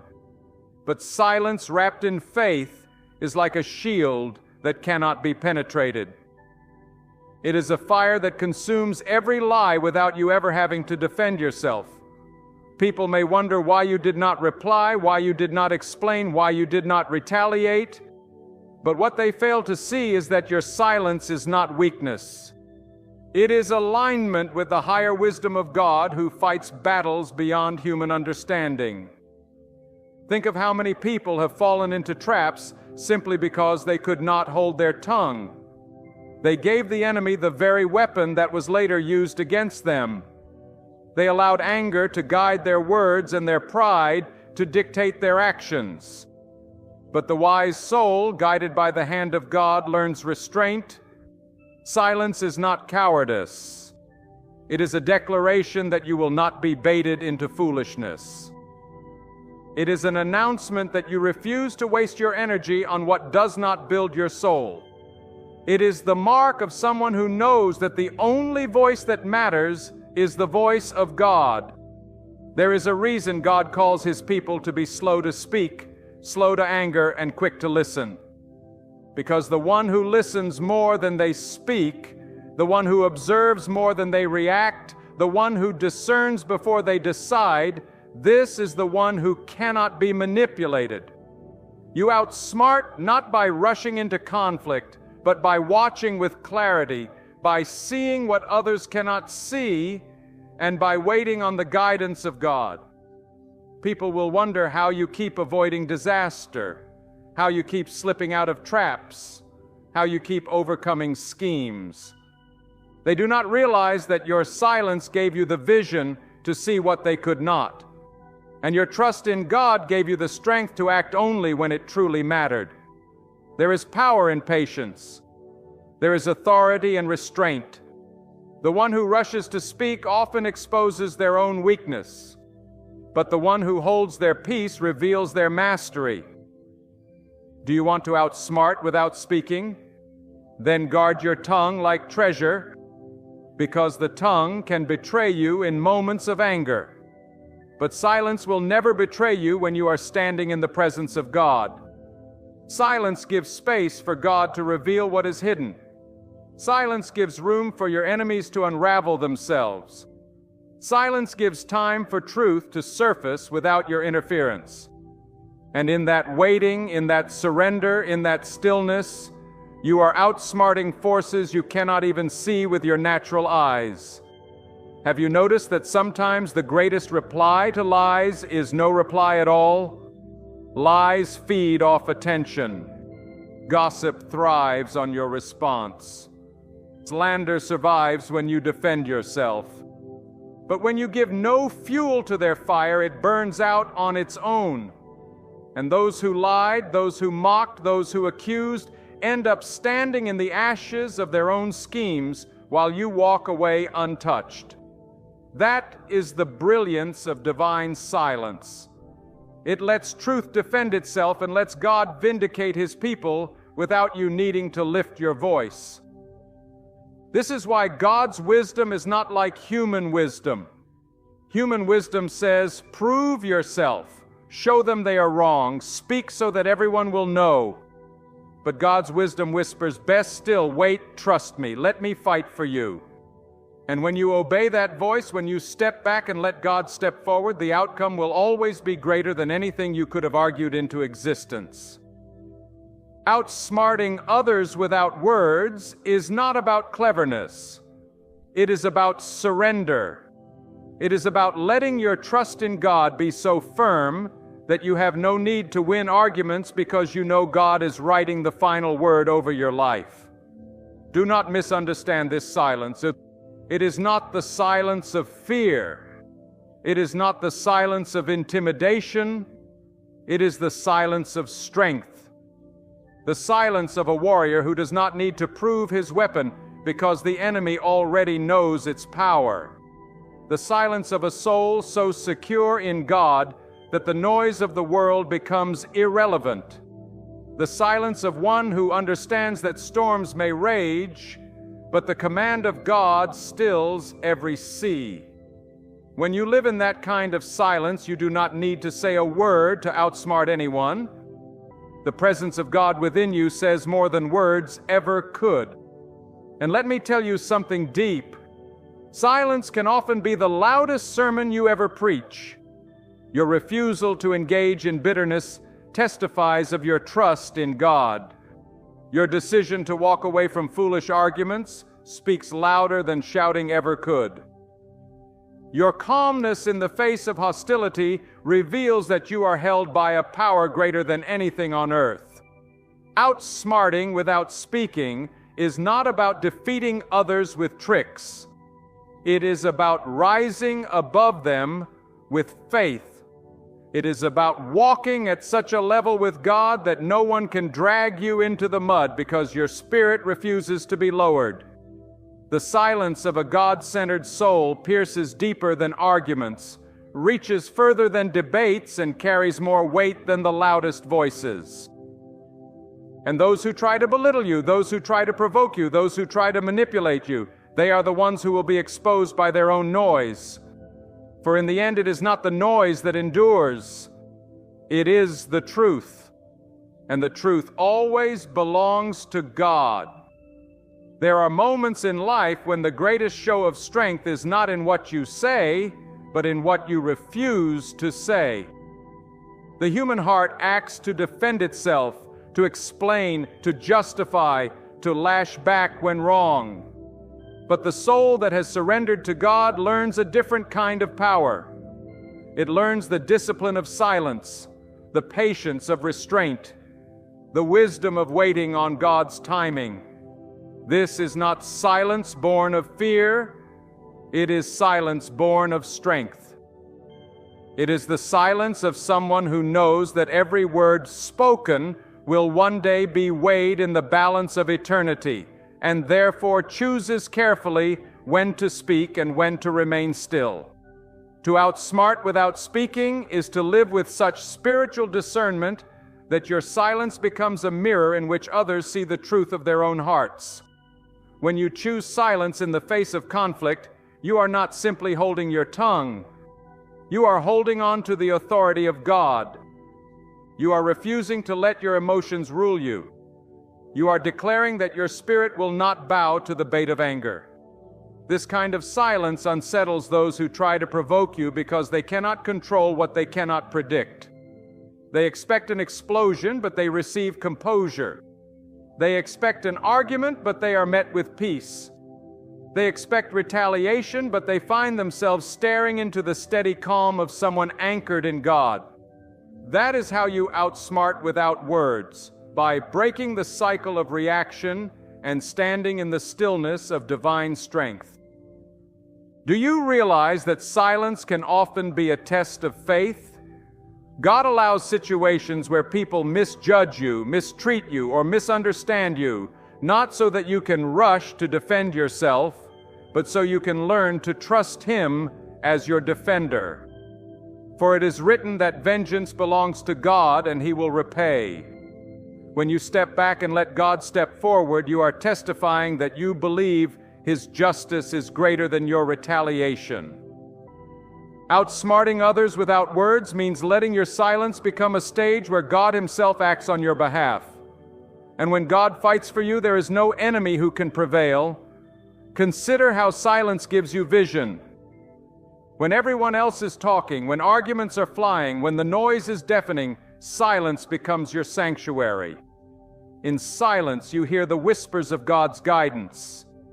In silence, you see the motives that words often conceal. In silence, you gain the perspective that others miss in their rush to speak. The one who practices silence becomes the one who sees deeper, who discerns clearer, who understands more. And when you see what others cannot, you outsmart them without saying a word. This is why the wise have always cherished restraint. The fool is known by his many words, but the wise are marked by their careful silence. To speak when necessary is wisdom, but to remain silent when words are futile is greater wisdom still. Outsmarting others without words requires humility. The humility to let God's truth shine brighter than your defense. It requires discipline. The discipline to master your emotions and submit them to God. It requires courage. The courage to walk away from arguments that add no value to your soul. And in that humility, that discipline, that courage, you rise above the schemes of those who sought to entangle you. Think of how many battles you have fought with your tongue that left you weary, wounded, and empty. Now imagine how many battles could have been avoided had you chosen silence and entrusted the outcome to God. Silence does not mean surrender. It means strategy. It means allowing God to work in ways your words could never achieve. For your words can only reach ears, but God's power reaches hearts. Your arguments can only influence minds, but God's presence transforms souls. That is why silence in faith is stronger than speech in pride. Do not be mistaken. Silence is not always easy. It takes more strength to remain quiet than to retaliate. It takes more courage to let go than to fight back. It takes more faith to trust God with your defense than to craft your own. But the reward of silence is immeasurable. It brings peace where there could have been chaos. It brings dignity where there could have been disgrace. It brings victory where there could have been defeat. Outsmarting without words is not about winning debates. It is about winning the higher battle for your soul, for your peace, for your destiny. And let us not forget the power of presence. There are times when simply standing in the strength of God's Spirit speaks louder than any argument. Your calmness becomes a sermon. Your composure becomes a lesson. Your silence becomes a testimony. Those who try to provoke you are left disarmed because they cannot fight someone who refuses to descend to their level.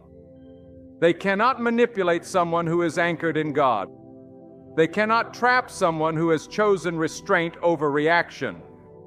And so without ever raising your voice, you outsmart them.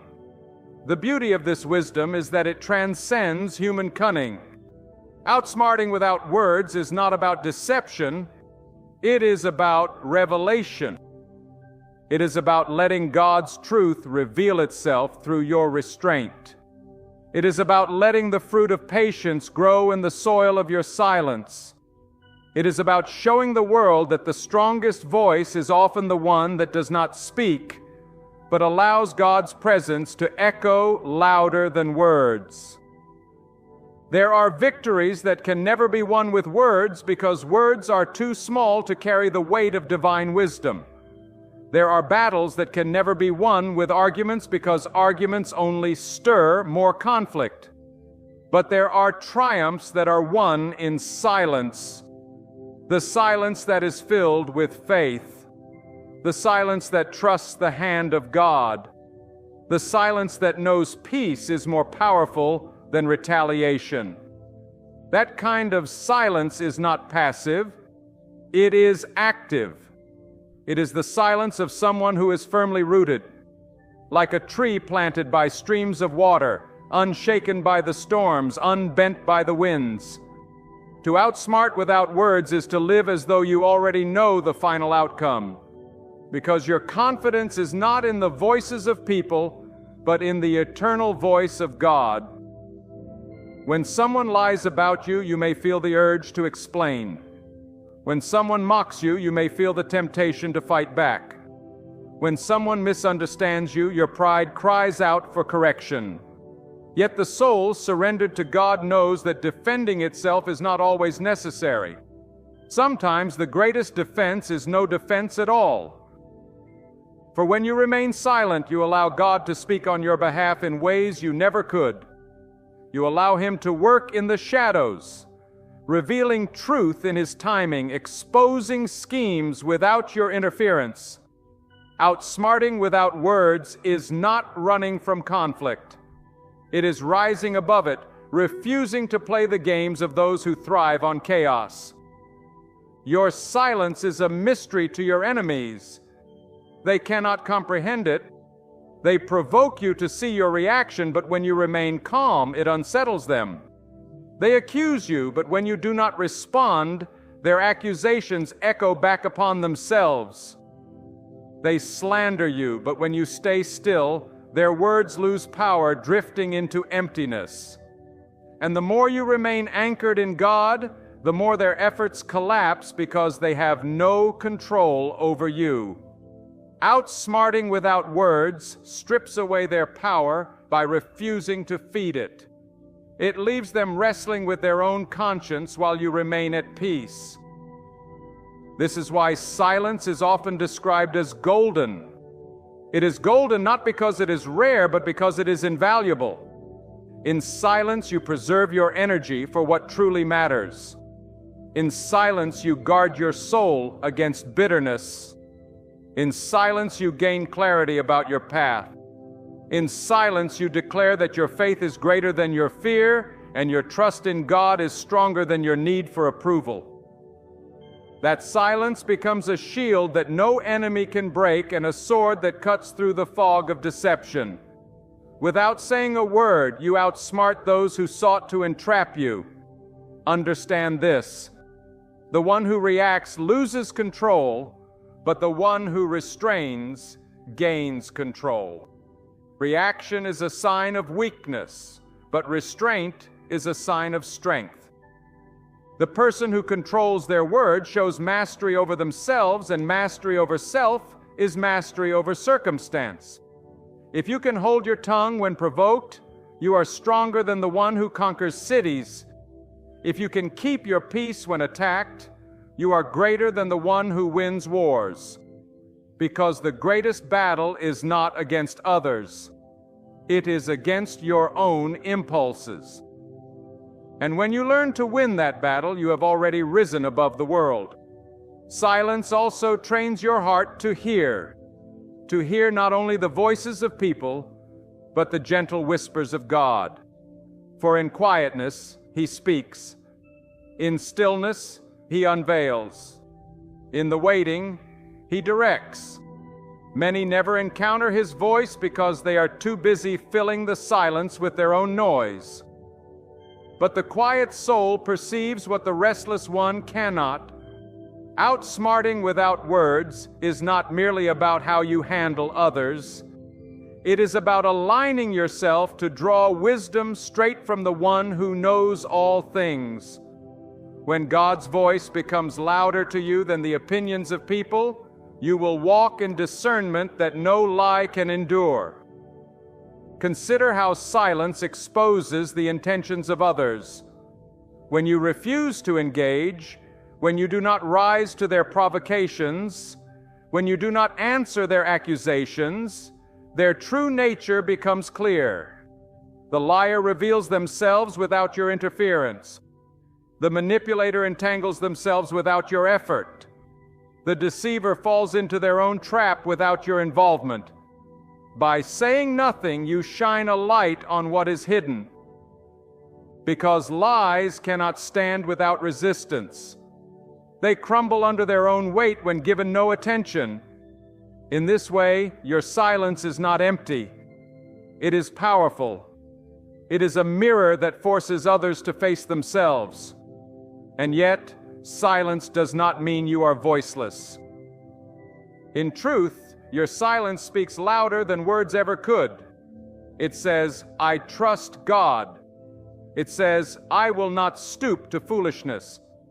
It says, "I am not bound by your opinion of me." It says, "My peace cannot be stolen, because my peace comes from God." This message resounds louder than shouting, clearer than arguments, stronger than explanations. It is the voice of your spirit declaring the sovereignty of God over your life. Do not think that silence leaves you powerless. Silence in the hands of a faithful soul is the greatest power of all. It confuses the enemy. It unsettles the mocker. It humbles the proud. And it glorifies God because it shows that your trust is not in human defense, but in divine protection. To outsmart without words is to live so fully in the confidence of God that you no longer need to prove yourself. Your life proves it. Your peace proves it. Your silence proves it. There comes a time when silence becomes the highest expression of strength, because in that silence you are saying, "I will not be mastered by anger. I will not be led by pride. I will not be governed by fear. I am guided only by the hand of God." Outsmarting without words is the art of letting your spirit stand taller than your voice. It is the decision to let your actions, your composure, and your unshakable trust in God speak more powerfully than anything you could ever say. The one who argues may win the moment, but the one who is silent in faith wins eternity. Because their victory is not built on human approval, but on divine assurance. When you keep your peace, you place your trust in the one who sees every hidden scheme.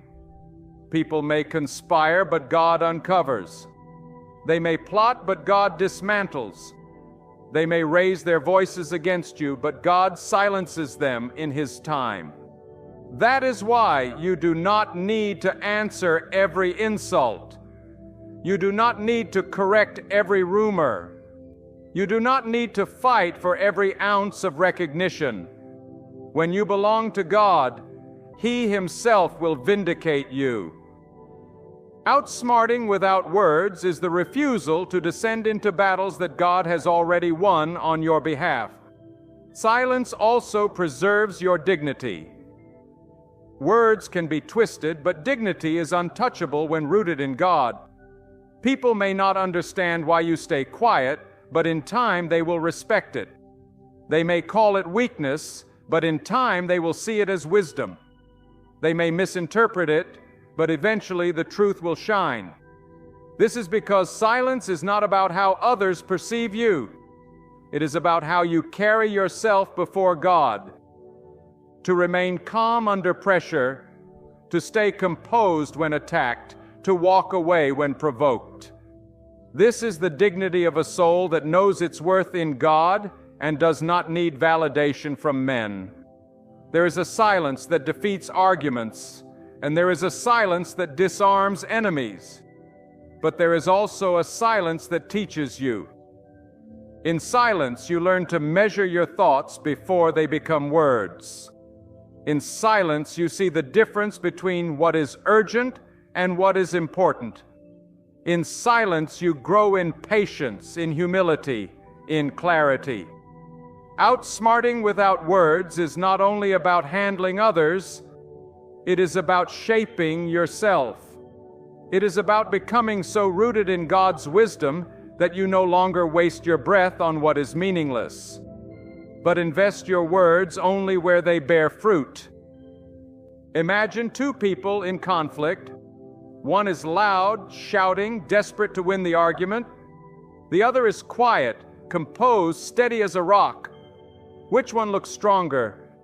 Which one commands the room? It is always the one who is calm. Why? Because calmness reveals confidence, and confidence comes from knowing you are backed by God. Those who are loud betray their insecurity, but those who are silent reveal their strength. This is why silence is not weakness. It is a declaration of faith. It is saying, I do not fear your opinion. I do not bow to your accusations. I know who I am in God, and I will not be moved. Never forget that silence is also a weapon of peace. Arguments escalate when words multiply, but arguments die when silence is chosen. Enemies expect retaliation, but when you give none, they are left powerless.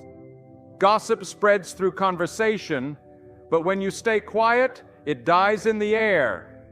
Hatred thrives on reaction, but when you do not react, it suffocates. This is why silence outsmarts. It ends battles without fighting them. It kills flames without feeding them. It turns conflict into emptiness. And the emptiness left behind is filled by the presence of God. The wise understand that not every truth must be spoken immediately.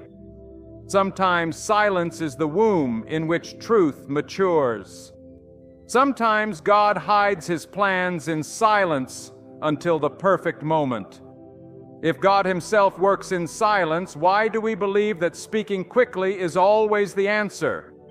Outsmarting without words is to trust that God's timing is perfect. That he will reveal, he will expose, he will defend in the exact moment that will bring him the most glory. Until then, you remain still, waiting on him, letting silence testify of your faith. And here is a mystery. Silence often speaks to hearts that words could never reach. The way you hold your peace under attack can pierce the conscience of your enemy. The way you refuse to fight back can convict the one who sought to provoke you. The way you stand calm can plant seeds of wonder in those who witness it. People may not remember your arguments, but they will remember your composure. They may forget what you said, but they will not forget how you carried yourself. That memory will linger, echoing louder than any speech because it carries the fragrance of God's presence. There is a wisdom that cannot be purchased with gold, a strength that cannot be found in armies, a power that cannot be measured by titles. It is the wisdom of silence, the strength of restraint, the power of self-control under the authority of God. Outsmarting without words is not merely a strategy. It is a spiritual posture. It is the ability to stand in the middle of chaos without letting chaos enter you. It is the ability to hear lies without feeling the need to chase them down. It is the ability to face slander without bowing to the pressure of defending yourself. This wisdom is not learned from books nor taught by the world. It is gifted to those who walk with God, who surrender their pride, and who place their full trust in Him. Understand this. Silence in the hands of a believer is not emptiness. It is fullness. It is full of trust, full of patience, full of dignity, full of peace. Silence says, I do not need to speak because God is speaking for me. Silence says, I will not react because God is acting on my behalf. Silence says, I will not waste my energy on what does not matter because God is my focus. When you walk in that kind of silence, you disarm every enemy. You confuse every critic. You frustrate every manipulator because you refuse to play by their rules. Your silence is not weakness. It is wisdom forged in the fire of faith. The world teaches you that to win, you must always have the last word, but God teaches you that sometimes victory belongs to those who do not speak at all. The world tells you that strength is shown by shouting louder, but God shows you that true strength is proven by standing calmer. The world says you must fight back to prove your worth, but God whispers, "Be still, and I will prove it for you." When you align yourself with that divine wisdom, you step into a level of power that no argument, no debate, no confrontation can take away. That is how you outsmart. By refusing to be dragged into battles that do not deserve your soul. Look around at those who constantly fight with their words. Their energy drains, their peace fades, their joy disappears, their hearts grow bitter. And yet, look at the one who remains quiet, who entrusts everything to God, who chooses stillness over strife. Their spirit shines. Their dignity remains. Their peace flows like a river. Outsmarting without words is not about ignoring reality. It is about refusing to let reality control you. It is about being so deeply anchored in God that the storms outside never shake the calm within. Even nature teaches this truth. The mountains do not speak, yet they declare strength. The rivers do not argue, yet they carve valleys. The stars do not shout, yet they illuminate the night. In silence they reveal the greatness of God. So too with you, when you walk in silence before God, your presence alone becomes a testimony. Without raising your voice, you show that you belong to a power greater than anything on earth. Without uttering a word, you reveal that you are led not by fear, but by faith. There is also a silence that preserves your destiny. Many lives are destroyed because words were spoken in haste. Secrets were revealed in anger, or promises were broken in pride. But when you master silence, you protect your future. You do not reveal your every plan because you know not everyone who listens wishes you well. You do not share your every dream because you understand that some are waiting to sabotage it. Outsmarting without words is also about discretion, about knowing that sometimes the holiest thing you can do is keep what God has placed in your heart between you and Him until He decides to reveal it. Silence does not mean inactivity. In silence you pray. In silence you think. In silence you plan. In silence you wait on the guidance of God. And then when the time is right, your actions speak louder than any argument ever could. Outsmarting without words is not about doing nothing. It is about doing the right thing at the right time, guided not by emotion, but by God. While others are busy reacting, you are preparing. While others are wasting energy, you are conserving strength. While others are scattering their focus, you are centering yours on God. And when the moment comes, your victory is undeniable. But here is something deeper. Silence is not only a shield, it is also a mirror. It reflects back the hearts of those around you. When you stay silent, people reveal themselves. The liar will keep lying until they entangle themselves. The accuser will keep accusing until their falsehood becomes obvious. The manipulator will keep pushing until their motives are exposed. You did not need to argue. You did not need to fight. You did not need to defend. Your silence allowed their own actions to reveal the truth. That is why silence is not weakness. It is wisdom that lets time and truth do the work for you. And do not forget, silence is an act of worship. When you hold your tongue rather than speaking in anger, you honor God. When you choose stillness instead of chaos, you honor God. When you refuse to gossip, to slander, to retaliate, you honor God. Outsmarting without words is not just about dealing with people. It is about living in such a way that every choice reflects your trust in God. That trust is the foundation of your silence. That trust is what makes your silence stronger than any argument. That trust is what turns your silence into victory. There is a reason God calls us to guard our tongues, because the tongue can set entire forests on fire, but silence can extinguish flames before they begin. The tongue can cut like a sword, but silence can shield like armor. The tongue can ruin reputations, but silence can preserve destiny. Outsmarting without words is the art of holding back what could harm you, of withholding what could weaken you, and of allowing God to be your voice when your voice is not needed. For when you remain silent in faith, you are declaring that you trust His wisdom more than your impulses, His justice more than your pride, His timing more than your urgency. Many people mistake silence for defeat.